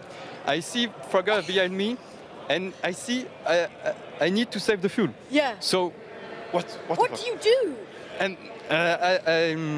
I play with the map fuel. Yeah. On the corners. Yeah. I see Fraga reduce the gap of me. It was. Yeah, but he was like right at your feet. And and you just have to how do you just try to forget he's there. And on my head, he say, just chill. P2 is too good because behind the Fraga the gap is very long. P2 is good, but P1 you can. So you are very zen. Yeah. You're very chilled. I feel like this has done you really well. I mean, so as this is your first event. Yeah, it's so crazy for me. Come on, this is ridiculous. Your first event, you've walked away with two titles. I mean, to anyone out there who is a Gran Turismo fan, can you explain to them what that feels like? It's so crazy for me. I don't have the word for a lot of emotion. I work a lot for this. Yeah. And just quite. Yeah. No, it's okay. There's too many words. So much emotion. So no, it's sorry, okay. Sorry. It's no problem at all. Look, huge congratulations. Have a big round of applause for Kylian. It's amazing work this weekend. And congratulations. And let's throw it back to Tom and Jimmy. Let's give them the podium finish that they deserve. Wow. I mean, Kylian Drumont there, you can see the emotion, quite literally lost for words. I thought it was interesting to see like him shaking, because I've had that in sim as well. Your body sort of locks up and you're like, right, okay, I've got to really be precise with everything here. And points rankings. Interesting to see him come through. Yeah, so here's how that affects the point rankings for now. So Igor Fraga, despite second place there, goes up, or stays in first place. Kylian Drumont with a win goes to second, Kokubun into third. Lucas Bonelli maintains fourth position. Beauvoir goes into fifth, Serrano sixth. And our last point scorer, of course, who's not here today, Takuma Miyazono in seventh. And of course, most importantly, Valerio Gallo, 2021 champion, on 0. Yeah, that is very, very difficult a pill to swallow for Valerio Gallo there. Unfortunately for him, not a good start to his 2022 title defence. We haven't had a driver manage to do 2 consecutive titles yet, so... No, we haven't, have we? It is difficult. As we say, the strength of field here is unreal. And I think that race kind of proved it, because for the majority, we were kind of like, I don't really know who's going to come away with this. But I think, in the end, the person, the best person won. I think Kylian's been fantastic all weekend, and I think that, just despite the pressure of being here for the first time, it just didn't seem to faze him. It's really impressive. Yeah, it was phenomenal. Let's get the podium celebrations then underway, shall we, for our Nations Cup competitors here at the Red Bull Hangar 7 in Salzburg. We're about ready for our drivers to end up on the top 3 steps in third place. Please welcome onto the stage from Japan, Ryota Kokubun.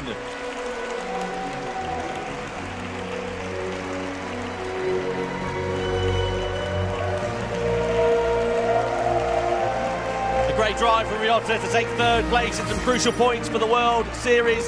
In second place, onto the stage, please welcome from Brazil, Igor Fraga.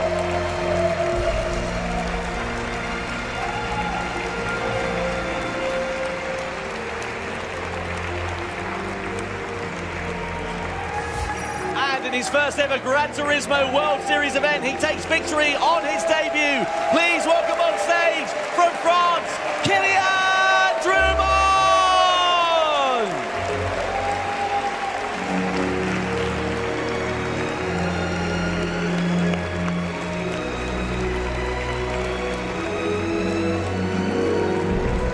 Ladies and gentlemen, your respect please now for the national anthem of France.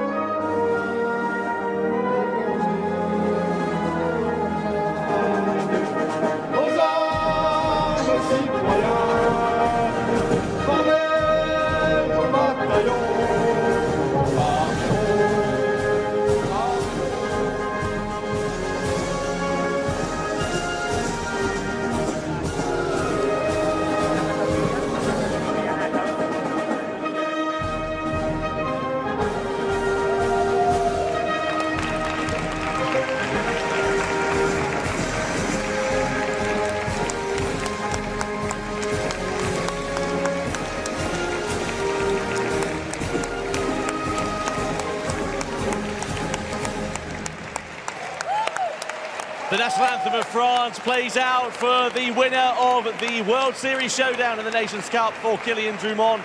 And now it is time for the trophies to be presented to our top 3 finishers. Please welcome the third place trophy presented by Rudolf Herdoffer from Red Bull Hangar 7. It is presented to our third place finisher, Ryota Kokoman from Japan.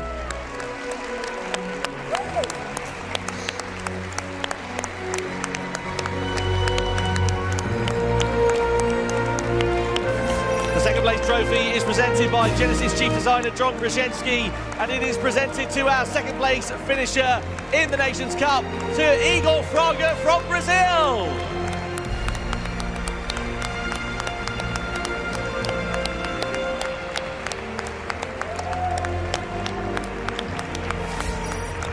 And the winner's trophy is presented by the head of Michelin Motorsport, Mathieu Bonardel. And it is awarded to our winner from the Nations Cup from France, Kylian Drummond!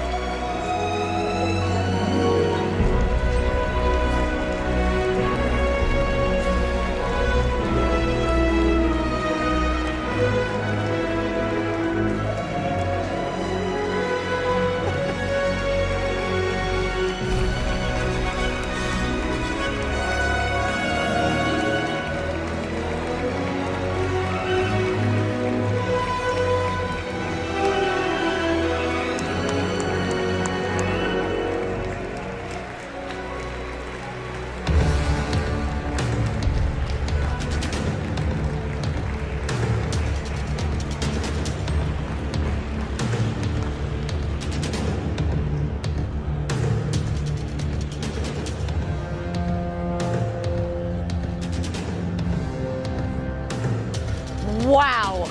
Okay. Now, normally, right, let's just get to it. Normally, during a race, all right, like a couple of cards of notes. I literally wrote like a Dostoevsky novel of things that happened. I mean, you can't read it because it's my handwriting, obviously, but that was an awful lot of stuff going on there. That was bonkers. Yeah, really amazing race that. I mean, I know it's easy to say that standing on the desk, like, oh, an amazing race, but you know, we were sort of standing here half and thinking, who the hell's going to win this then? And then suddenly we see Drummond sort of come out of the pack and just walk away. Of course, had Fraga challenging him at the end, but it's so great to see. It's a popular victory. It was it was fun to see Baptiste get up. I think he's been waiting to get that top step for a while, hasn't he? So it took his chance to get up there. Yeah. I mean, I don't know. You know, this is his first competition. Obviously, hustler. Like, come on, you can't be winning both. But if you wrote a movie about that, you'd need a sequel that'd be so blooming long, wouldn't it? There was everything going on there. I mean, we've seen an awful lot of races in our tenure here at Gran Turismo, but I have to say I mean, End of Sydney also was pretty close, but that was just so many moving parts. It was like riveting. I think that's my favourite one so far. I'd love the word riveting as well, so I'm so glad you used that. It was riveting. Yeah. Do you have any? I think it was so amazing, and yeah, it was definitely a favourite here of everyone to see Kylian do sort of well. He's so casual. He's just like be chill. Don't worry about it. I mean, that's all very well. Advice we should all apply in life, isn't it? But it's all very well in theory. It's all very well in theory. When you've got Igor Fraga like coming up and like nipping your heels, it's kind of a bit of a challenge. But honestly, you've just witnessed one of the best races I think we've ever seen here in the Gran Turismo calendar, and that just kind of makes me really excited for the rest of the year. It's going to be great.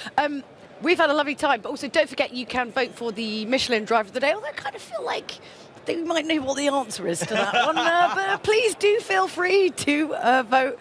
And yeah, don't forget, of course, we have got round 2 and round 3 coming up in September and October, the online heats. And then, of course, very exciting. Go on, Tom. Tell us what's happening at the end of the year. Monaco, baby! Yes, he's very excited about Monaco. We're all very excited about Monaco.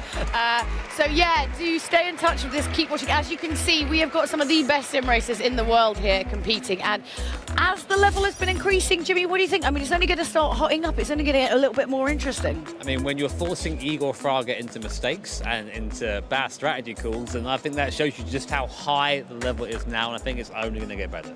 I couldn't agree more. Do you concur, Tom? I do indeed concur. I'm going to find a thesaurus and get some more words for the next time we do this. No, it's all right. Stick with what you got. It works well. Well, look, thank you so much for joining us, to all the competitors, all the team and everyone who put on this event, and everyone here at Hangar 7 in Salzburg. So from Tom and from Jimmy, I don't know why I did it the wrong way around there. Wrong one. And, it's good night from us, and we will see you next time. Bye-bye.